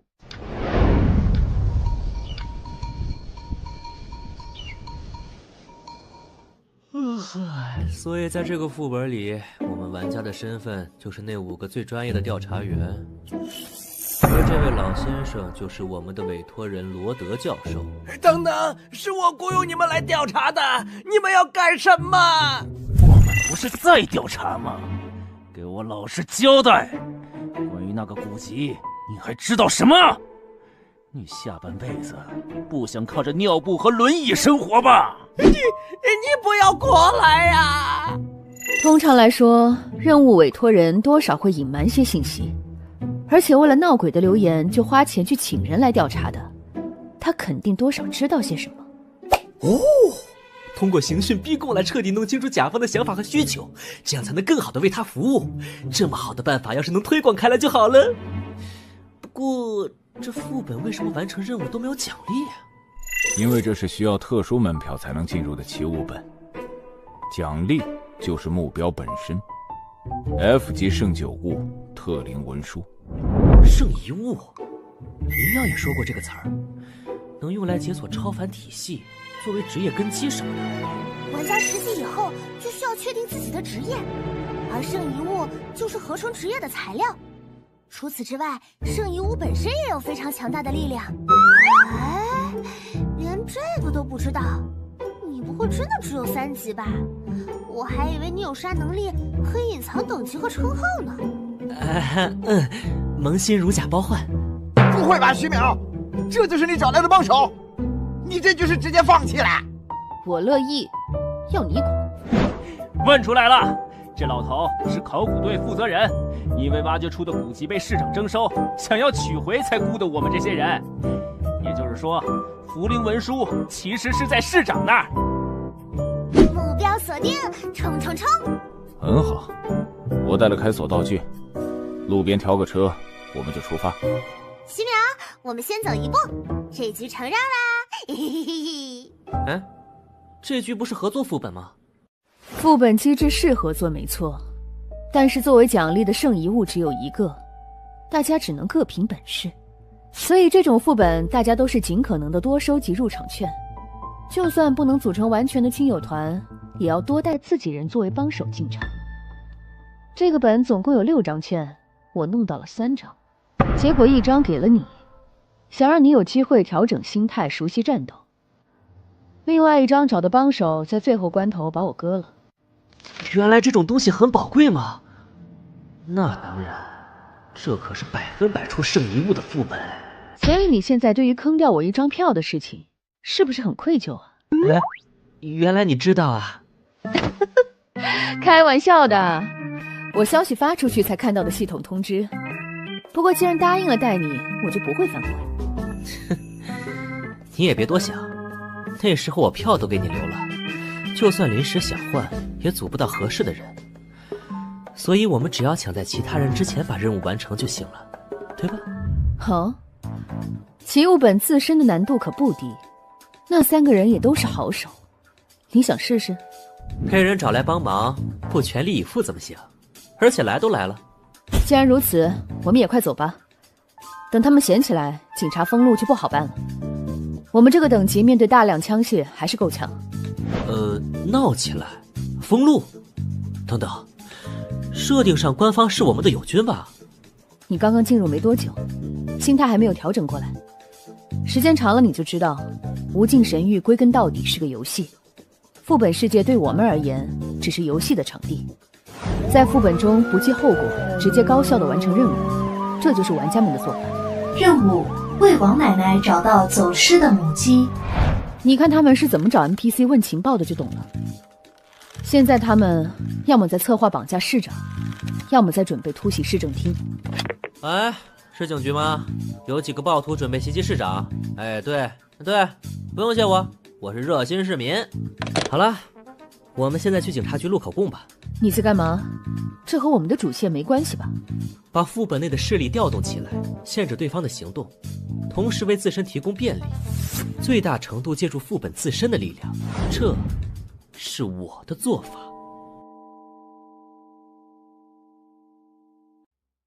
系统地图有标记功能，你路上看到商店、医院之类的，都可以在上面标出来。这种场景固定、中长时间的副本，一般来说花点功夫摸清环境总是有用的。哦，原来还有这种功能，谢谢苗姐。对了，你和其他玩家对话也不用担心 NPC 听见，玩家任何违和的言语举动都会在认知上被屏蔽。看建筑风格和行人打扮，副本背景类似20世纪初的美洲，这种矿业小镇的行政力量一般不会太强。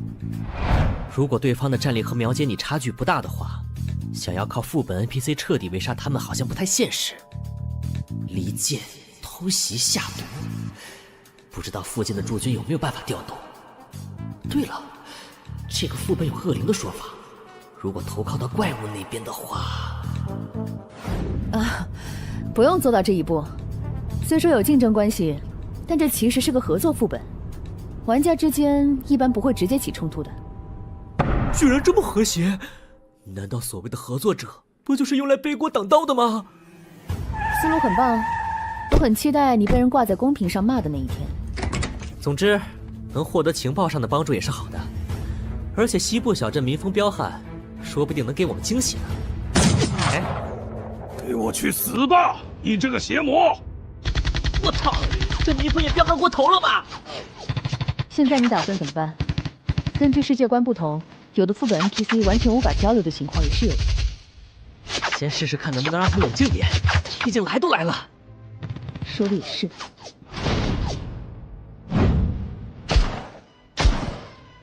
强迫自律。警长先生，我们得知有几个无法无天的暴徒潜入长宁镇。我们是来报警的。请坐。原来就是你们报的警啊！我是这个镇的警长。来，别客气。这可是禁酒令时期没收来的好东西。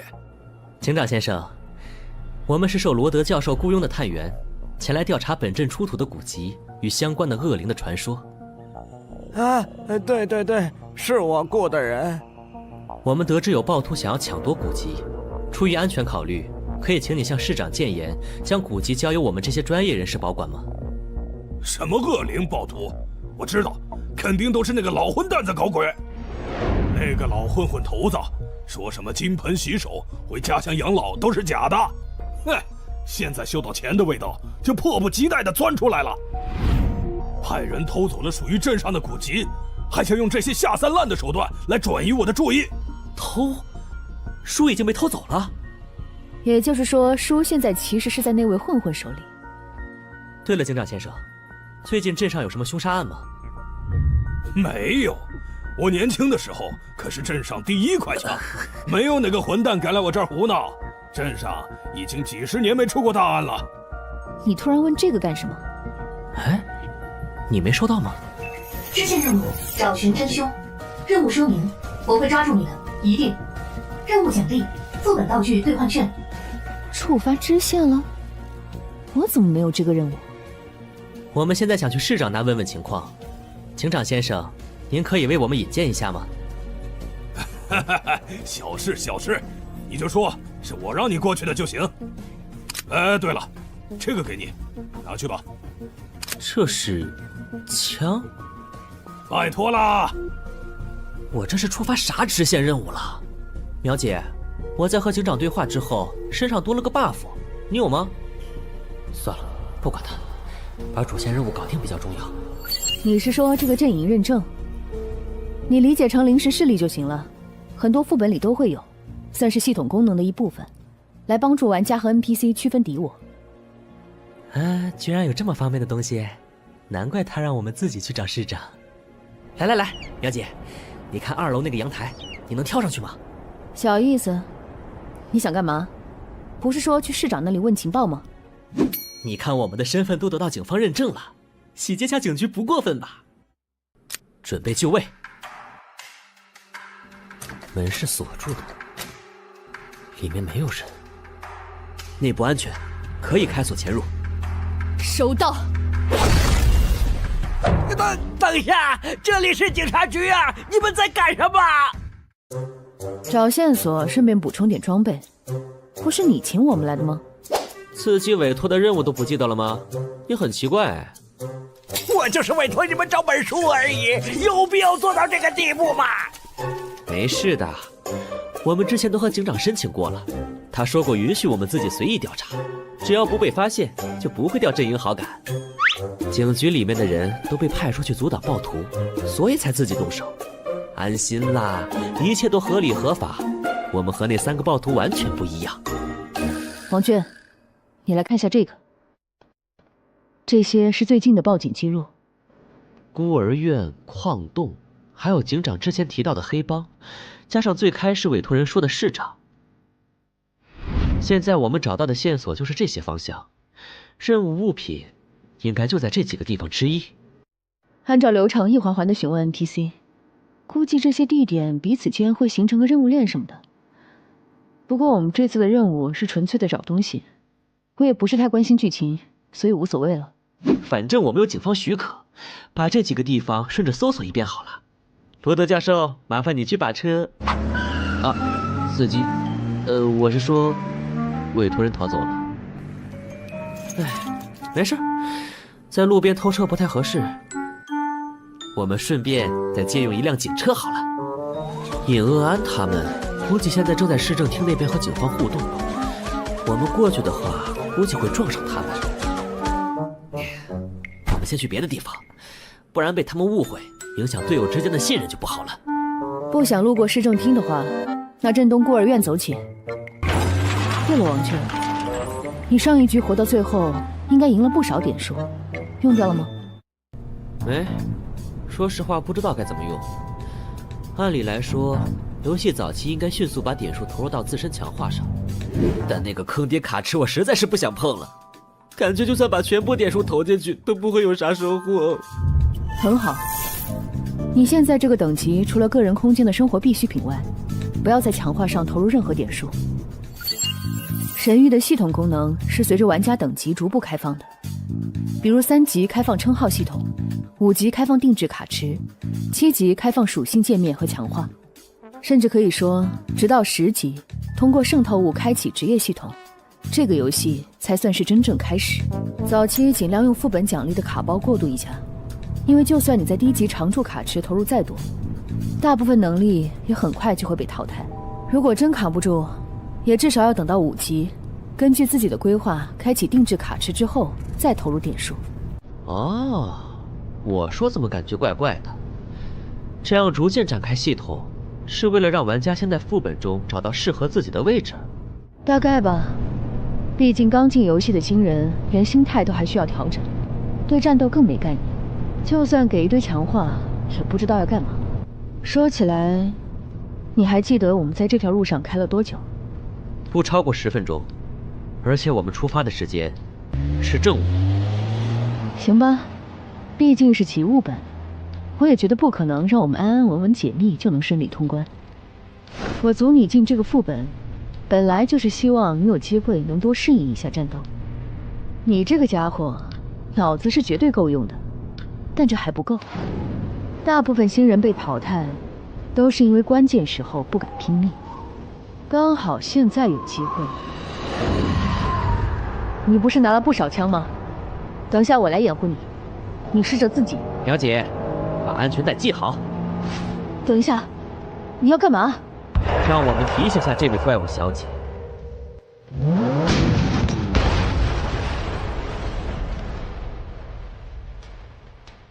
交通安全这种事情，下辈子一定要注意。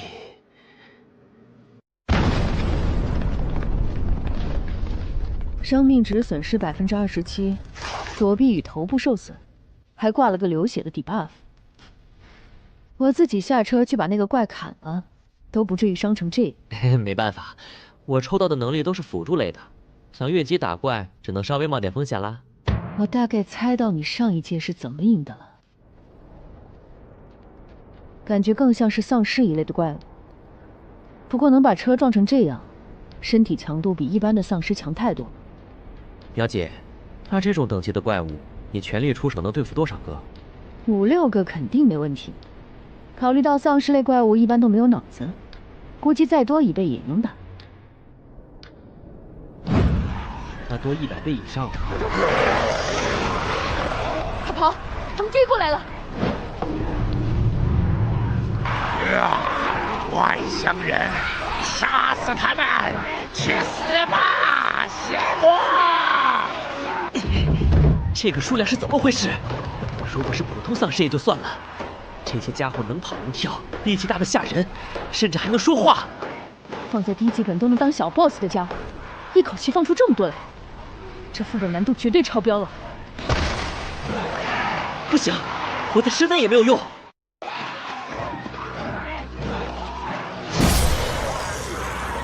你不是说他们不会进入房子里，只要找个地方苟起来就可以了吗？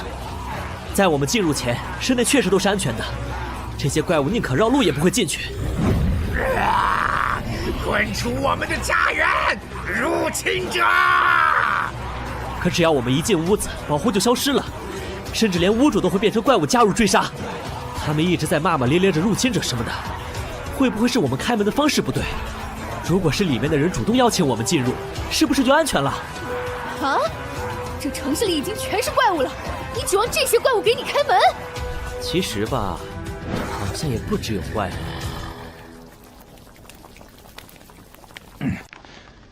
外面现在情况怎么样了？那些怪物没散开，但也没有要进来的意思，就是在这个房子周围漫无目的的晃荡。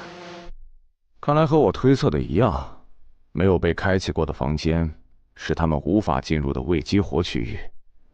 我的一次穿透环总算没有浪费，那我们可以有个休整的地方。目前看来，这个副本比我们预估的难度要高很多。白天的时候，小镇中有大规模的警力在巡逻，不光火力强，而且反应速度奇快。太阳落山后，又是满街的怪物，遇上了就是没完没了的追杀。说是寻找物品，但其实连收集情报的时间都没给我们。从头到尾每个环节都是高烈度的战斗，总觉得哪里不太对。你好，请问有人在家吗？嘿嘿，打扰啦，我们是警方聘请的探员，麻烦开下门。不好办呢。确实不好办啊。这么大个城市居然能刚好碰到，要是被发现是我们躲在安全的室内的话，他们肯定会破坏掉这个安全区，或者以此作为要挟。肉就不够分了。虽然不知道他们是用什么能力制造的安全区，但我们其他的3位队友确实就躲在里面，直接表明身份的话，他们大概率会毁掉这个据点进行转移。所以我需要你挡住那些怪物，给我争取一点操作的时间。这个房子门窗完全封闭，里面看不到门外的情况，门镜带来的视野优势就是我的筹码。快开门！景区有重要任务需要每一位居民配合。我要伪装成来发布任务的 NPC， 把大门骗开。原来如此，他们在寻找可以提供庇护的居民。如果不是提前布置了无人机，就真被他们得手了。哼，可惜啦。既然你们无法探知里面的情况，就别怪我靠情报差进行碾压了。我只要假装成 NPC， 下边点对话就能把他们轰走。哈！谁会在杀戮之夜给你们开门呐？卑鄙的外乡人，立刻走开！立刻！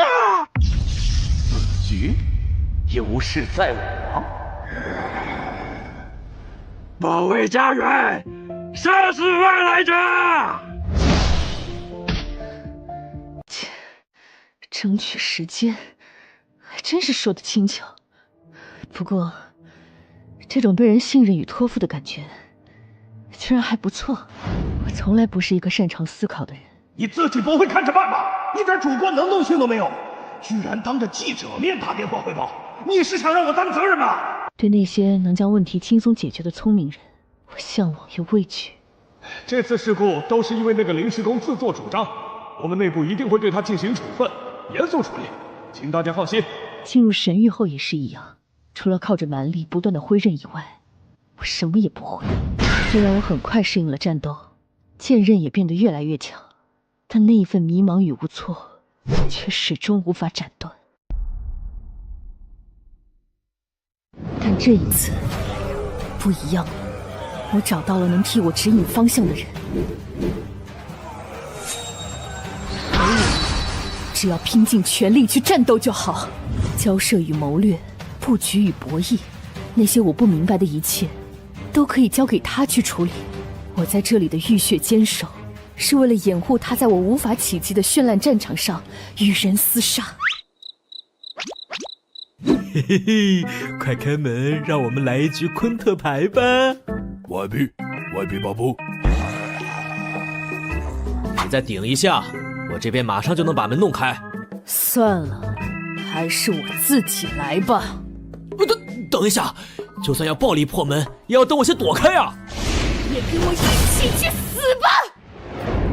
原来在外面求助的是队友啊！都怪这个副本没有队伍聊天，才引起了这么多误会。嘿嘿，没错，都是误会，谁会不想好好团结合作呢？你们两个少废话，赶紧来帮忙啊！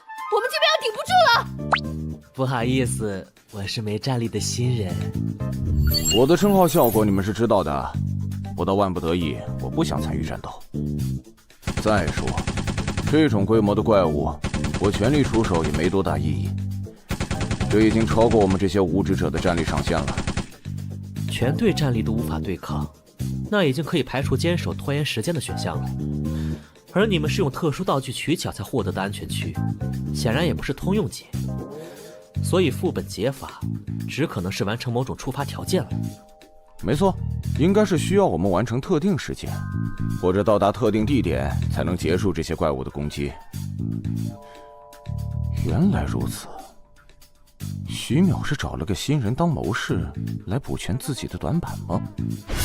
别听他那些花里胡哨的，我都快被他坑死了。咱们一起加把劲把这些怪物杀光，问题就解决了。好像也不是。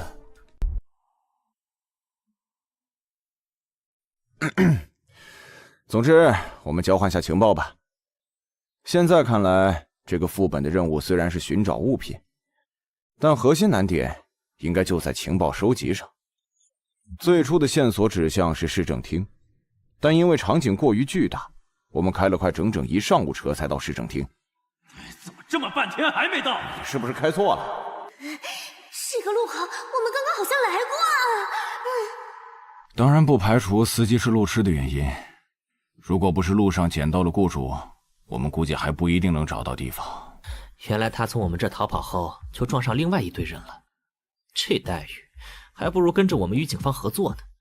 或许是因为市政厅就在警局附近，我们遇到了大量的 NPC 武装围攻，根本没时间仔细进行调查。强行突入后也没能见到市长，唯一可以确定的就是任务物品不在市政厅内。他们居然还冲进去了。之后就是被追杀的满城乱跑了，熬到天黑追杀我们的就变成了怪物。看上去好像是有一个白天的时间可以调查，但其实根本啥也干不了，游戏体验极差。等等，他们这个行程，你们这边呢？我看你们身上有警方的阵营 buff， 是找到了什么有用的线索了吗？自己看，我整理了警方那边可能和恶灵还有古籍相关的全部情报，都在这里了。啊！跳过线索链一次性找齐，厉害呀！矿井、黑帮还有孤儿院，原来如此。你们现在到这个位置来，是为了去最初发现恶灵的孤儿院，对吧？我们本来是开车过来的，但到这里之后，马路上游荡的怪物太多，车辆无法行驶了。毕竟一开始就尝试过了，那个速度都没办法碾压过去。后来我们也试着徒步走出去，但距离比我想的要远很多。所以，除非你们中谁有强化机动的能力。强化机动能力，我倒是有哎，可是孤儿院不就在街道对面吗？等等，我们刚才一直跑动战斗的街区，原来只有这么小吗？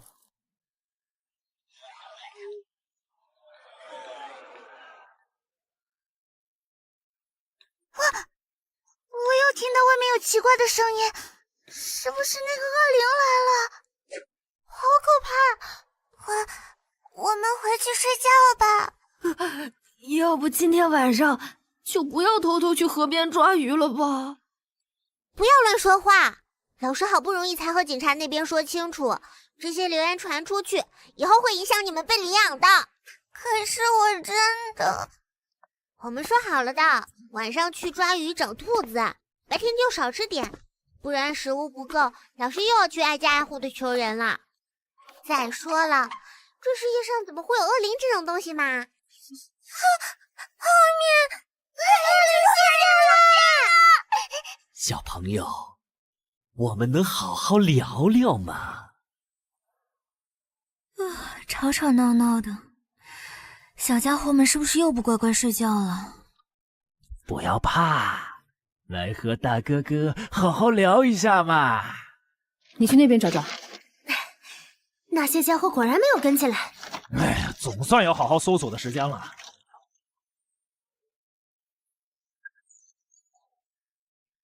有人来了，你好，我们是……坏蛋，请从孩子们身边离开！等一下，我们不是什么坏人。小心！哎，这个家伙……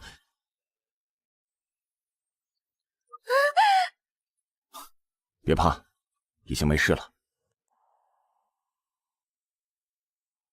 老尹，王倔呢？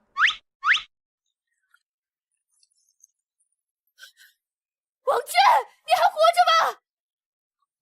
吗？还行。我说你这运气也太差了！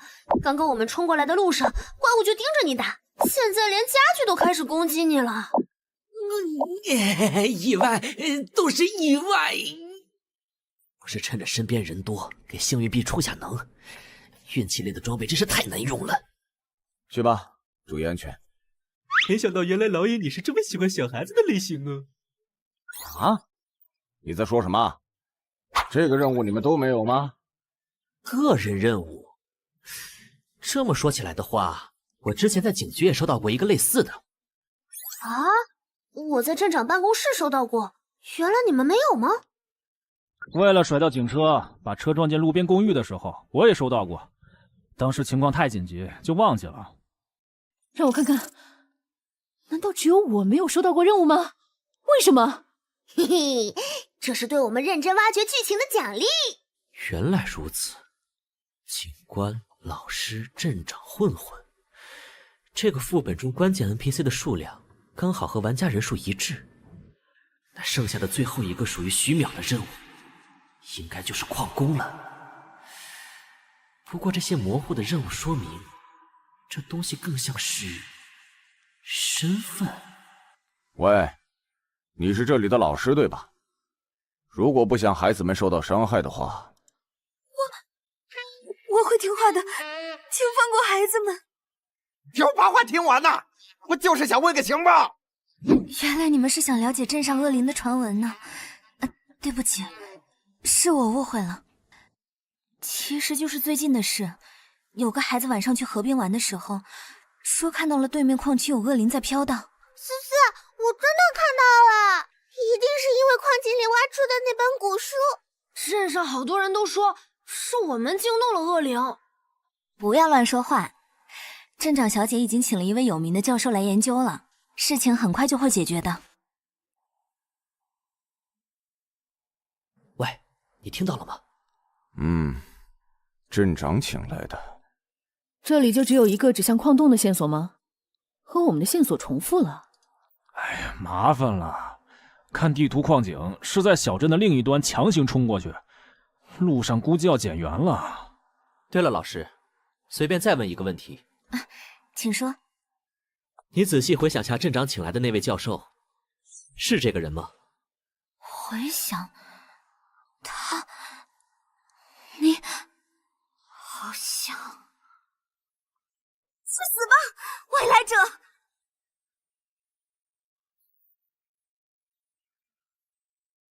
那么罗德教授，能请你解释一下吗？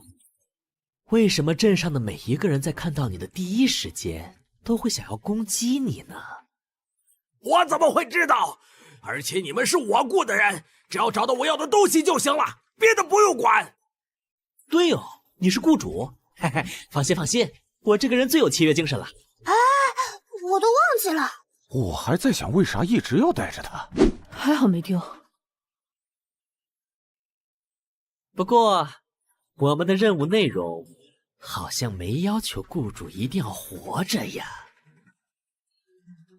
我收到长宁镇的镇长来信，说小镇上挖掘出了一本奇怪的古籍，在出土的矿洞引发了奇怪的现象，影响到了工人的工作，希望我来将其回收。结果，在我无意念出上面的文字时，意外发生了，黑色的光芒席卷了整个小镇。之后，小镇上的人就都变成了这个样子了。杀掉未来者！大坏蛋！我来帮你吧。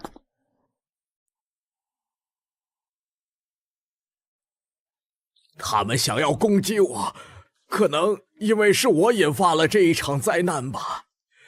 但是请相信我，我只想找回那本书，来挽回这一切。任务完成，支线任务寻找真凶，获得奖励特殊道具兑换券。是你引发了这一切，至少这条是真话。所以现在可以放开我了吧？为什么这些消息其他人都不知道？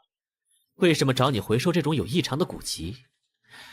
我们刚刚来小镇时，那一切正常的状态是怎么回事？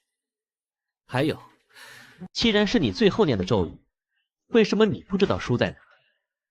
事情发生在1个月前，这么长的时间里，你在干什么？教授，谎言用言语创造奇迹的魔术，必须环环相扣才能精彩绝伦。来吧，我在期待你的表演。发生了啥？他们在说什么呀？这个 NPC 给的任务说明和我们得到的情报完全对不上，甚至在刻意误导我们。这家伙有大问题，不弄清楚就是在白忙。撕裂风波，静默言语，那是星空与人的倒影。大家小心！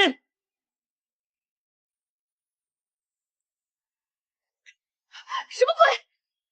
突然就开怪了！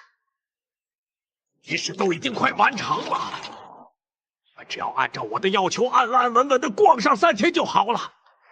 结果你们袭击市政厅，洗劫警局，偷车撞楼，强闯民宅，把整个小镇的心灵幻境弄得乱七八糟，居然还问我为什么会变成这样。我弄懂了，原来书一直在他身上，他的目的只是带着我们在城里跑上3天，好拖延时间。哦，难怪我感觉这个副本的任务线好乱呐，感觉就是在不停的跑路。啊，所以系统的任务要求是找到符灵文书，而不是将符灵文书交给罗德教授。既然你的诡计已经被我看破了，其实和你没什么关系。那这局游戏就可以到此为止了。嘿嘿，哒哒哒，战斗结束。玩家骆小楠生命值归0，淘汰出局。小南，你干嘛要挡我的技能啊？我大招 CD 很长啊！星爵，你就是个……好友骆小楠向您申请开启语音交流。拒绝！刚才在攻击命中的瞬间，教授和骆小楠突然换了位置，应该是他手上那个圣遗物附带的法术效果，防止被围攻吗？感觉挺好用的。喂，光头，你一个人搞不定吧？都离远点！这次我一个人来打。你是什么法术？只要快到让你放不出来就完事儿了。什么？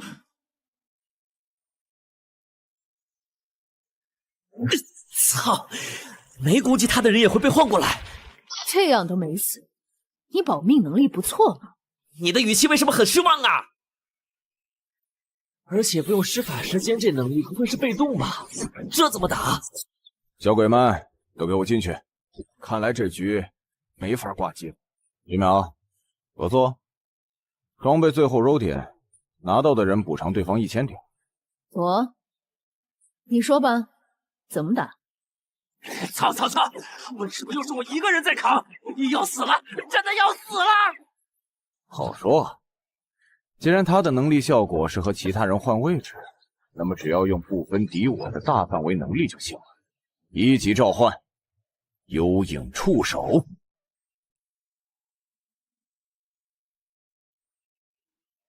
现在你无路可逃了，无论你和谁换位置，我都会第一时间加强那里的触手绞杀。当然，直接对我这个施法者发起攻击是个好办法。是要先过我这关才行。绞杀是一种非常特殊的持续攻击，不用担心你突然换位导致杀死队友，所以将军了。不对，快停下 ！BOSS 都打完了，你在说啥？搞定，该分装备啦。玩家徐淼生命值归0，淘汰出局。情报公开。怎么可能？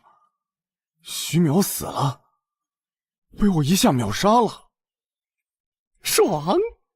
看来我输出其实还是很高的，这个等下一定要发公告炫耀下。小心！时间到了，现在怎么打？我扛不了几下了。不好办啊！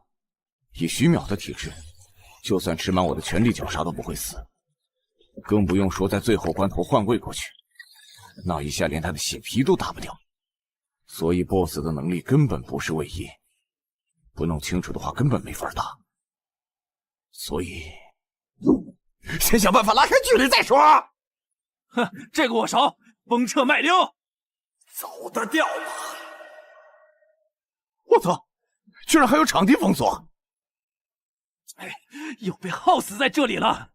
这局没了，这个副本难度究竟是什么鬼？不许动，罗德教授。王俊，原来你还活着啊！你是指望手上的那把枪吗？放弃吧，我已经试过了，副本道具也对他没有额外效果。不一样，这次我已经抓住他了。该死！真的停下了？为什么？你们两个还记得我们分开的时间和之后的行程吗？我们在路边弄了一辆车去市政厅，因为距离太远，开了整整一上午，中午才赶到。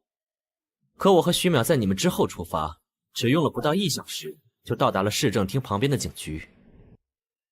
什么？在我们和警方进行友好合作的时候，一不留神让我们的雇主罗德教授溜走了。随后你们在路边偶遇罗德教授，然后才成功到达了市政厅。然后我们在中午离开警局前往孤儿院，可还没有到达就发现时间已经到黄昏了。直到和你们会合才发现近在咫尺的孤儿院。与此同时，你们经过了整整1下午的战斗、搜索，并且对小镇多处进行了深入调查。时间错位了，并不是副本调查时间过短，而是只有和他在一起的时候，我们才真正能有效的活动。没错，因为从最开始在长宁镇中活动的，就只有罗德教授一个人而已。而我们这些玩家，不过是他内心中的多重人格。所以其实刚才的战斗都是发生在他的内心啊！这种内心中的战斗，他作为主人格，可以让我们来代替他承担受到的全部伤害。所以真正能制约他的，反而是王娟这种直接想要杀死自己肉身的决心。等等，那岂不是说我们要么被他干掉，要么同归于尽？这怎么打呀？没错，我们从一开始就没有希望。不要到处惹是生非，在这个虚幻的小镇中待上3天，无声无息的消亡不就好了？很可惜，这个小镇并不是虚幻的。整个长宁镇，那些被你害死的无辜亡魂们，来复仇了。没必要待在这种没前途的小镇。如果你真想从政，我有办法把你调入州议会。我是这里的镇长，我对镇民们承诺过会把长宁镇治理好。我哪里都不去。大家加把劲儿，全镇的人都指望着我们呢。最近又发现了新矿脉，日子马上就要好起来了。没错，我就是个老混蛋。可如果你敢在长宁镇闹事，我就算拼上这条烂命，也会让你后悔出生在这个世界上。死人了！天哪，是凶杀案呢！镇上怎么会有人做这种事情？我会抓住凶手的，我发誓。最近镇上有点乱，不过那都是大人们的事情，你们只要快乐的长大就好了。放心吧，老师会保护你们的。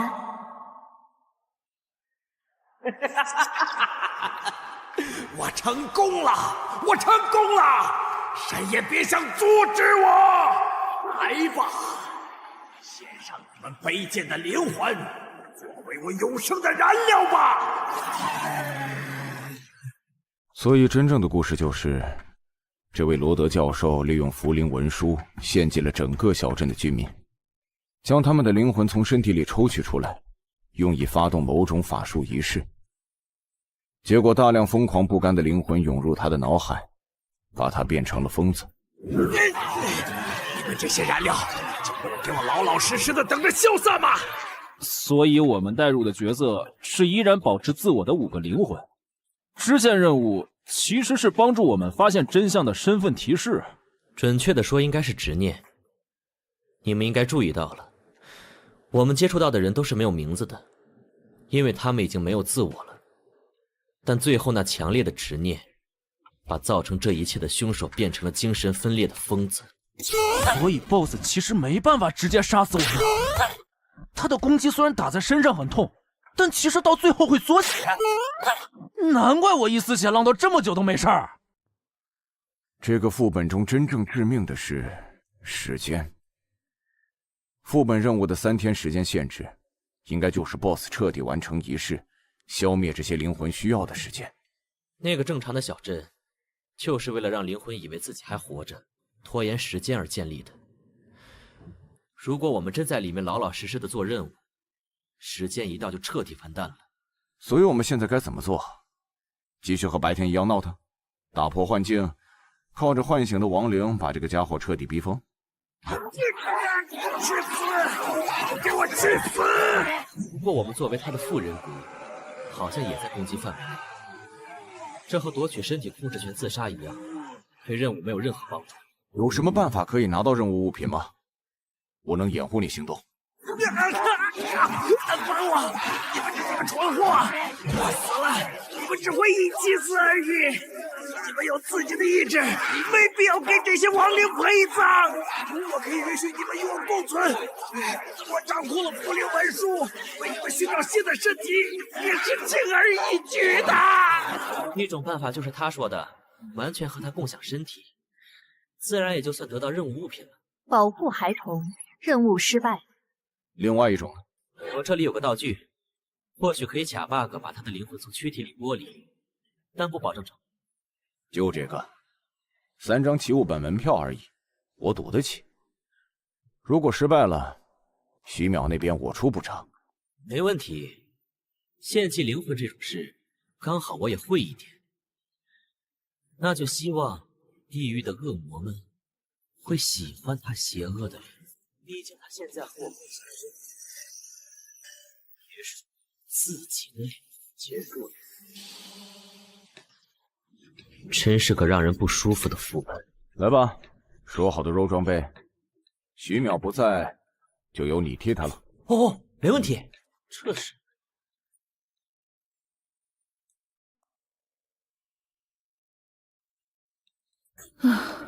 这次副本又浪费，王卷也被干掉了。坚持了这么长时间，挺能干的。苗姐，那个圣遗物符灵文书我拿到了，该怎么给你啊？怎么样啊？死过一次之后，心态是不是改变很多？所以只要接受了游戏的设定，在神域里面生活也……啊？你说什么？拿到了？怎么办到的？厉害啊！快，帮我看一下这个圣遗物的词条是什么？啥？就是卡片说明最下方有几个单独的符号。看到了，是心灵和知识。啊，我就猜有心灵，另外一个还指望是生命或者契约什么的，结果是知识啊。这有什么用？开启职业啊，2个1级圣遗物能合成出一份职业灵药。至于合成能否成功，以及合成的职业是什么，就要看使用圣遗物的词条了。比如我想要的职业佣兵，就是用契约和战争词条合成的，而野蛮人的原料之一，听说是生命。总之这玩意儿不适合我，你先拿着用吧，我看能不能找人卖掉，到时候分你点数。啊，谢谢苗姐，真是帮大忙了。嗨，你自己凭本事弄到的，和我客气啥？你最后要用它合成职业的话，300点拿走就行。职业吗？我会认真考虑的。早点决定职业方向，能少走很多弯路。你心里有数就行。哎，苗姐，你怎么了？没事，我在洗澡。如果你没有视频需求，那我就先挂了。啊，那我就不打扰了。怎么又是这种莫名其妙的小伤口啊？啊，又要消失了。算了，不管它，下个本好好努力，一定要刷出想要的圣遗物。奇物剧本《鬼阵奇谭》，主线任务完成，支线任务完成，获得 F 级任务物品兑换券《捍卫者》，副本探索度64%，获得32点奖励点数，玩家等级提升至4级。枪带出来了，原来就算没有主线任务，这个副本还是有其他奖励的呀。根据玩家之前的副本表现，玩家获得以下称号作为选择：守法市民。你乐衷于与副本中的官方势力合作，是一位积极守法的好市民。副本中的官方势力将会一定程度无视你的存在，将你的绝大多数行为视为合法。备注：遵纪守法是每一个居民的义务与责任。横冲直撞，你的座驾就是你的武器。你使用载具进行冲撞时，伤害加深20%，载具受到的损伤减少20%。备注：你别管车坏没坏，你就说人死没死吧。要害洞悉，你会在战局外进行冷静的观察，寻找击败敌人的办法。在30秒不受打扰的观察后，你会发现目标的一处破绽，对破绽进行攻击，获得100%的额外伤害。备注：什么全场 OB， 我这是在找机会。称号一旦选择，在下次获得前无法更换，请玩家谨慎选择。称号效果确实不错，难怪可以基本决定玩家的整体战斗风格。问题是我现在就1.0岁异能，根本没有可以配合的能力，有点麻烦呀。综合评定玩家等级与副本难度，该副本难度为极难，玩家获得100%额外奖励点数，获得100%额外经验。玩家获得32点奖励点数，等级提升至5级。玩家连续通过极难副本，获得特殊奖励自定副本入场券。提醒：由于连续成功极难副本，系统将重新评估玩家实力，进行副本分配。原来这种额外副本也有难度判定。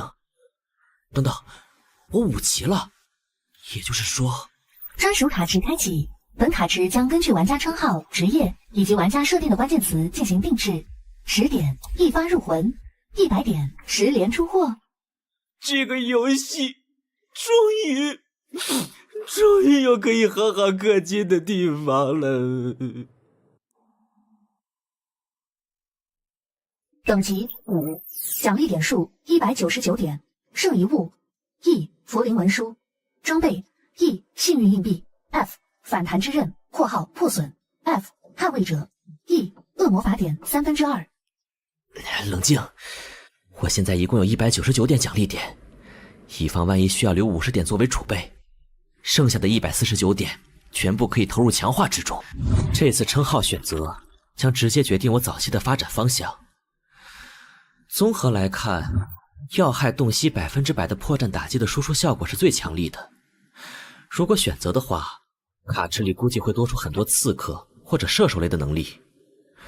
同样横冲直撞的风格也很明显，卡池基本会向着载具和驾驶方向偏斜，不论是早期战力还是发展潜力都很不错。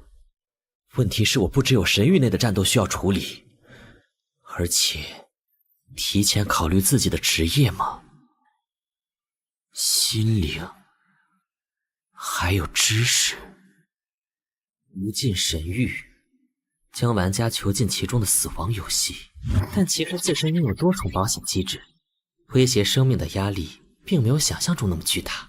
目前看到的大部分玩家都很好的适应了这里的生活，在接受无法离开的事实后，如果不追求等级与圣遗物，只选择简单难度的副本，对于不少人来说，神域中的生存压力甚至小于现实都说不定。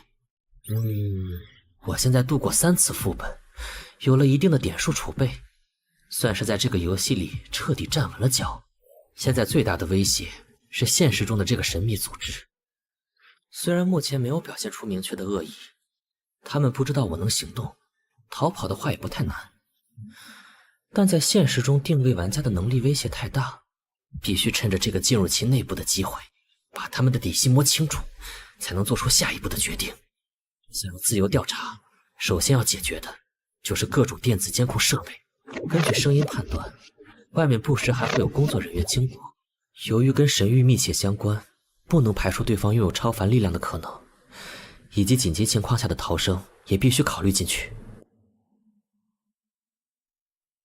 离线模式中，除了圣遗物之外，其他的道具和装备无法通过下载带回现实，所以最主要的一张还是异能。称号选择守法公民，玩家定制卡池切线，潜入、伪装、欺骗，设定完成。卡池相关圣遗物：符灵文书，词条为心灵、知识。定轨完成。鬼影出行，王卷定制卡池，卡池等级无职者，1级卡出货率高达5%，1级卡出货率高达0.1%。那么体现这件1级装备最强价值的时候到了。要来了要来了！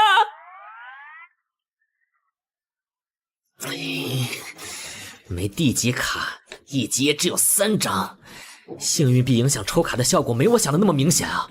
不会系统有限制吧？而且6个是装备和道具，还有个1级也是道具，坑死了！现在急需的异能只有4张，也没特别好的东西，看来剩下的点数也不能省了，继续抽吧。哦，等等，这几个异能如果一起用的话，好像可以呀。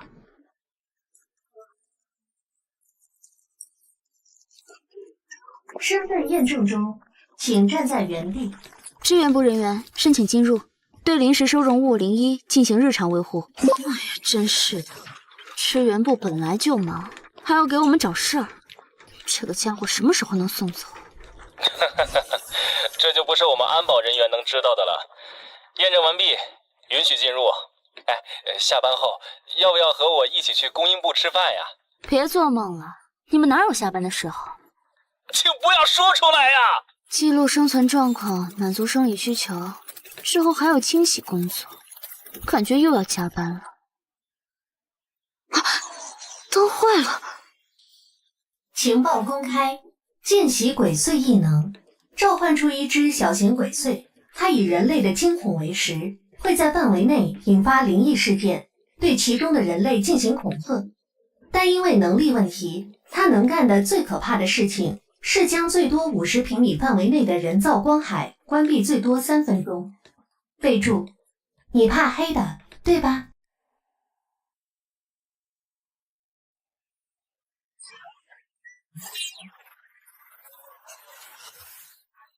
姐姐不要乱动哦，乖乖，才不会受伤。明白了？我问你答，这是什么地方？支气联合会临江分部。准备给我注射的是什么？肾上腺素，还有一批莫达菲尼以及复合体能补充剂。主要是葡萄糖和脂肪乳。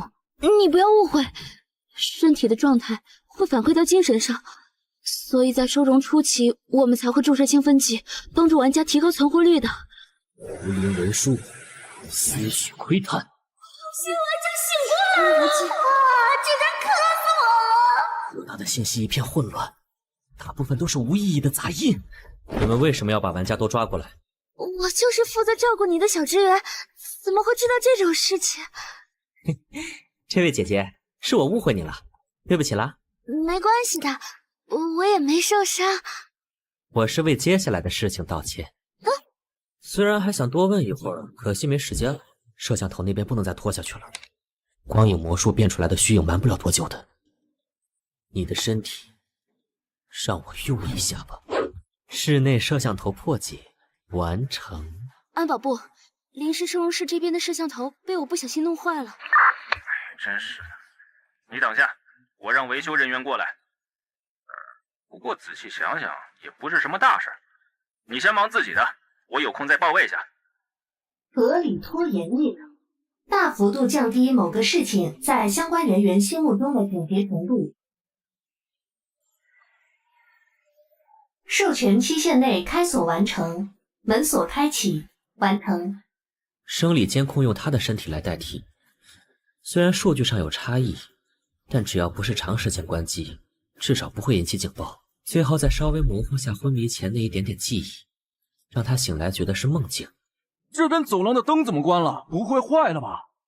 潜入开始，逃脱完成。合理拖延异能，大幅度降低某个事情在相关人员心目中的紧急程度。异能施法对象为一个具体的事情，但效果受处理该事的目标数量、他们各自的精神强度、事情是否在观察范围内等多层影响。该效果最多持续到当日结束。备注：明日何其多，不妨再拖拖。果然，玩家现实中所处的环境会一定程度影响到他随机进入的副本事件类型。要赶紧把论文发给上级实验室，这种关联或许在圣遗物副本里更明显。所以，外界有办法直接看到玩家在神域中的情况。哎，如果这么方便就好了。事实上，我们只能通过脑电波和激素之类的数据侧面观察。哪怕在极端情况下，也只能获得这样零星的模糊画面和音频。哦，确实很难看清楚。刚刚有谁在这儿吗？灯是什么时候被关的？午餐时间怎么有人进档案室啊？连午休都要查资料，外国研究员还真是辛苦啊。光影魔术入主异能，通过控制光影效果，构建可投射到现实的全息影像。玩家、圣遗物、副本、职业者，这个联合会对神域的研究很全面呀。全息影像的观察角度局限性很大，稍微认真看下就会发现不对。但用来欺骗固定位置的摄像头刚好。至于其他工作人员，就让见习鬼祟关闭光源，然后按引步离开，避免和他们接触。按引步（括号外围 F 级异能），短时间内将身形隐藏在阴影中进行移动，并非真正的进入幽影界，只是一种类似视觉效果的伪装而已。遇到紧急情况，还能用符灵文书将目击者击晕，抹去看见我的记忆，甚至利用他们的身体掩护我行动。虽然我在神域里只是个新人，只能算刚摸到超凡力量的边缘，但现实中我已经能对神秘组织的安保系统视若无物。这种感觉还真是……啊，头好痛啊！异能使用太多，精神力枯竭了。现实中也没个界面提示，精神开始恍惚了。空蓝也太危险了，得赶紧找个地方休息一下。刚才看到的排班表，这里的存放时间是每晚9点，清理更是每周1次，平时绝对不会有人来，算是个安全区。趁现在整理下目前收集到的资料，知悉联合会需要通过玩家来获取神域中的情报，那么可以排除他们能进出神域，甚至直接是神域的创造者的可能。不管他们出于什么目的，虽然手法有点粗暴，但从结果上来说，都是在保护玩家们现实中的安全。如果留在这里还能分享联合会探查到的情报成果，真香。这样看来，我倒也没有必须暴露自己的特殊性，也要立刻逃离的需求。苗姐，你之前说想救只野蛮人，他的配方是生命加上自然，然后荣誉加上战争合成的骑士，听名字也挺适合你的。我只要利用联合会的情报，加快在神域中变强的速度，再通过更强的实力强化在联合会中的自由程度。当然，这一切的前提都是不能被发现，不然被圈养都是最好的结局了。现在已经快3点了。这里怎么会有人？果然在这里偷偷睡觉不会被主管发现。睡觉？这个时间，在这里？难道这就是传说中的摸鱼？无法理解，不能接受！世界上怎么会有这种人？去给我好好工作呀！我的眼镜呢？该死，精神力还没恢复，也只能拼了。等等，你是？是王娟啊！我看你被打晕了，于是就跟上了救护车，准备看情况是否需要联系学校或者你家里人。谁知道就这样被强行带到这里，不允许离开，还被安排进了后勤部负责清洁工作。抱歉，是我连累你了。没事的，你不要往心里去。我会想办法尽快帮你逃出去的。我是说真的没事，毕竟联合会的福利还蛮不错的，食宿全免，5险1金，不用加班，待遇也比一般公司高好几倍。学校那边也去帮我开了实习证明，主管说等我3个月转正成正式员工后，就可以和家里联系了。1年后开始逐步恢复自由。这联合会明面上是巨型财团，连外围都是我不够格去面试的跨国企业。出于保密方面的要求，反而作为权力核心的本部一直缺人。主管说我升职空间很大。王卷，你没事吧？羡慕，我好羡慕啊！琳琳，你觉得从游戏中醒来的玩家能给他们投简历吗？不过我确实听人说你的意识进入到了一个游戏空间里了，居然可以醒来吗？真是太好了！那你知道其他被带进来的玩家怎么样了吗？不清楚，我现在只能在最外围活动，内部实验室完全进不去。是这样啊，看来他这里问不出什么。精神力恢复了1点，不能继续聊下去了，不然最后要淡化的记忆太多，恐怕会处理不干净。王卷，你是在不安吧？突然进入一个莫名其妙的游戏空间，醒来又发现自己被囚禁在陌生的实验室里。虽然我现在还有很多事情不清楚，但你先不要让任何人发现你能清醒过来，等我的消息。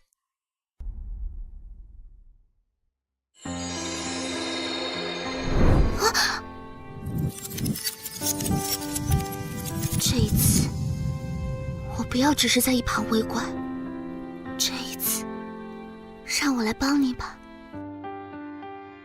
谢谢，那就拜托你了。我记得你是在临时授课室对吧？直接送你回去就可以了吗？我都安排好了，现在回去不会引起任何人注意，其他的等下次再进行调查。那边后勤部的姐姐，你过来一下。那个，我权限不能进入内部去程。没事没事，我特许了。这里需要你帮忙清理一下。啊，那是苗姐。这个废弃素材我懒得去销毁了，一些灰烬而已，应该不难处理吧？徐苗姐，对不起，你都是为了帮我才。没事没事，我看那个老混蛋不爽很久了，这下他就算出院，也不敢再对你动手动脚了。那我就先走啦，大家好好干，有空再一起喝酒啊。我公司宿舍没了，买了晚上的车票，准备回家住几天哈。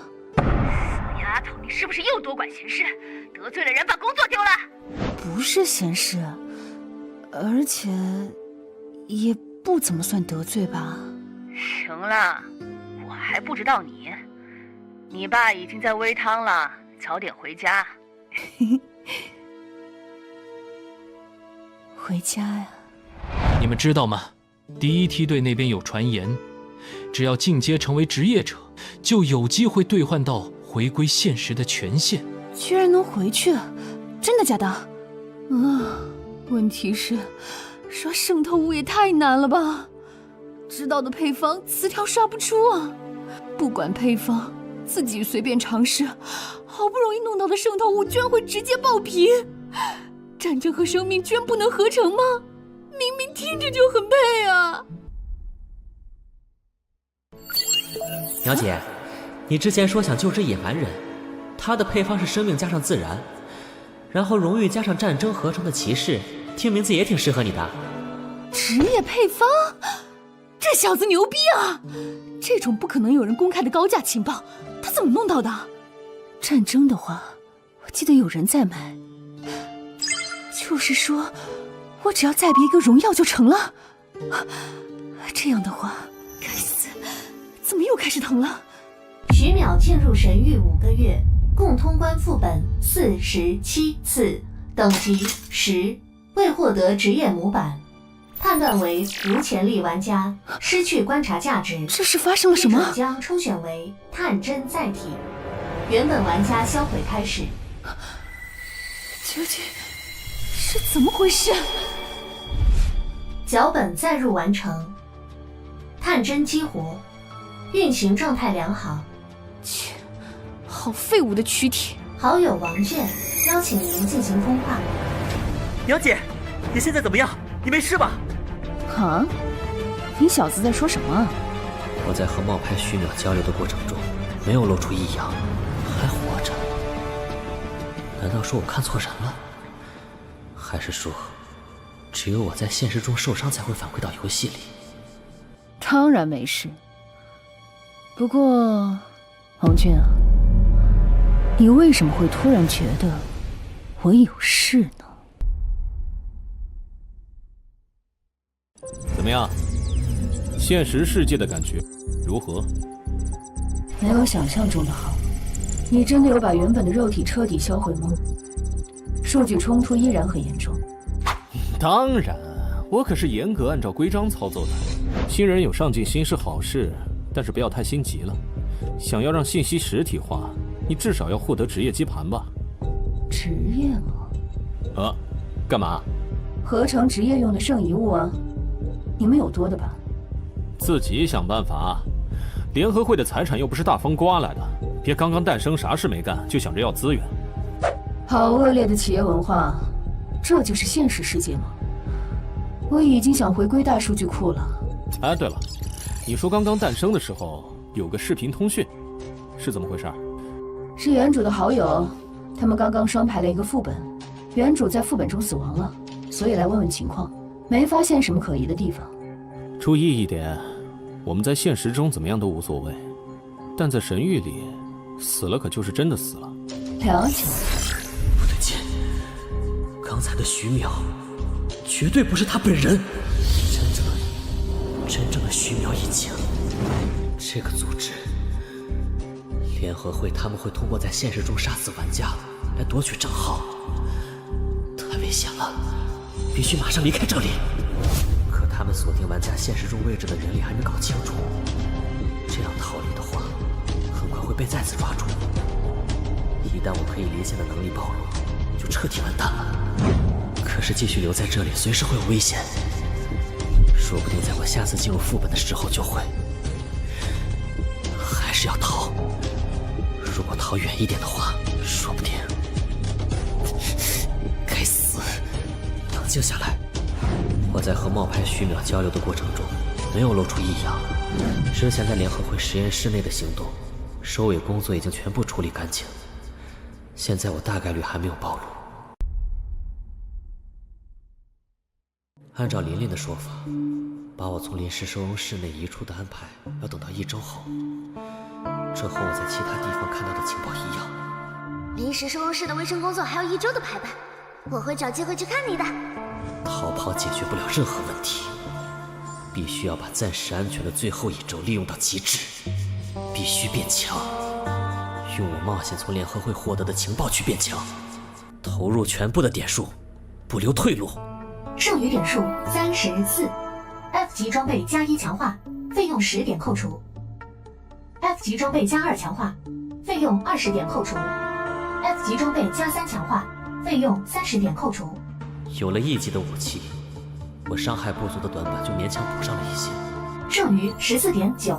F 级道具强化上限为3，破格强化为1级装备，费用20点已扣除。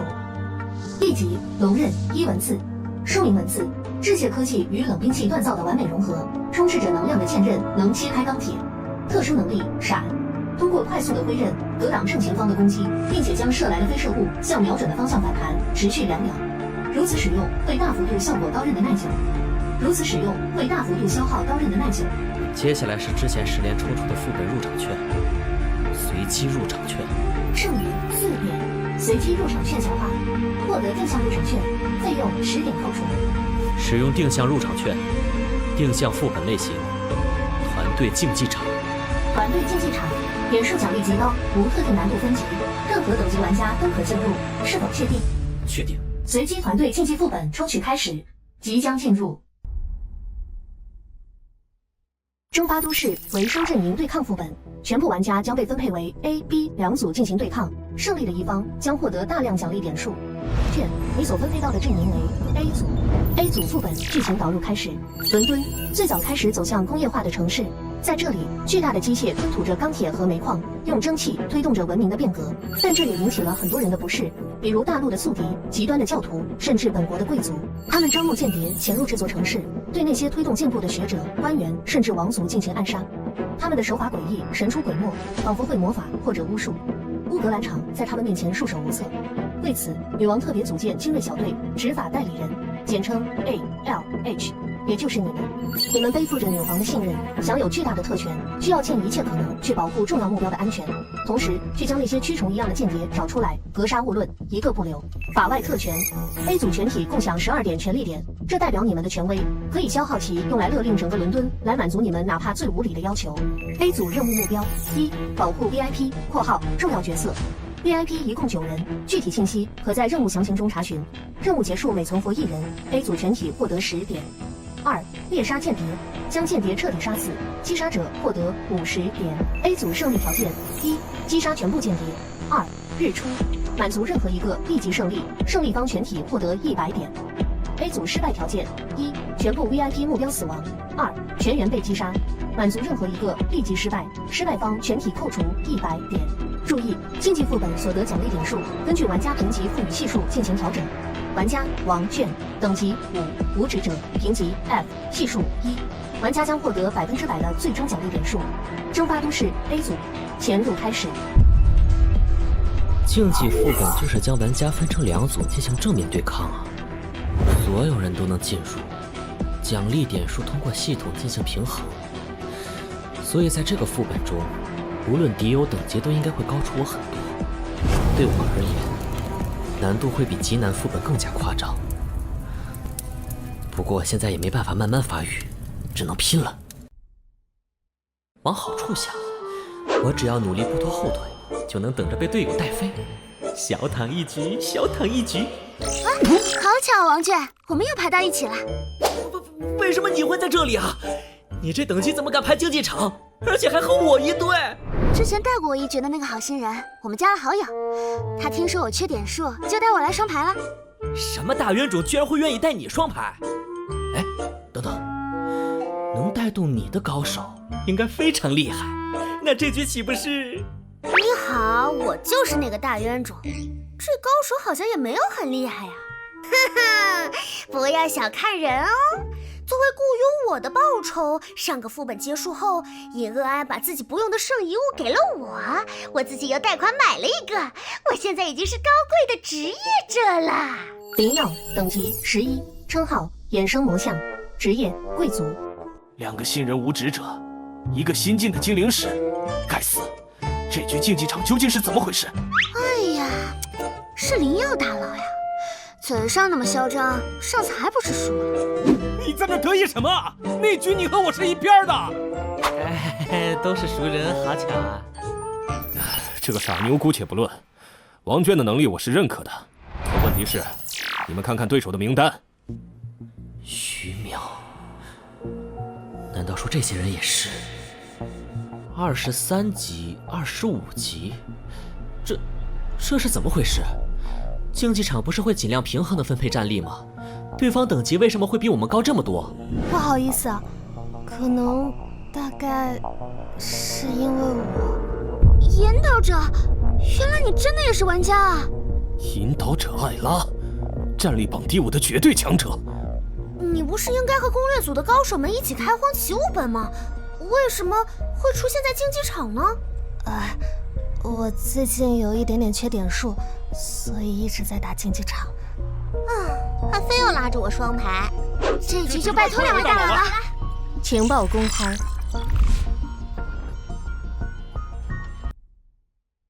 竞技副本：蒸发都市第1天上午9点，多云。送到手边的完善情报。伦敦各部门情报将在此汇总，每日早上9点自动更新。任意调动的直属部队。警卫总计6队，每队12名，若有伤亡，将在次日补充。影响整个副本的政令特权。玩家在其上签署的政令将及时生效，根据命令消耗一定的特权点数。还算不错吧？还有随意启用的顶级红茶和雪茄。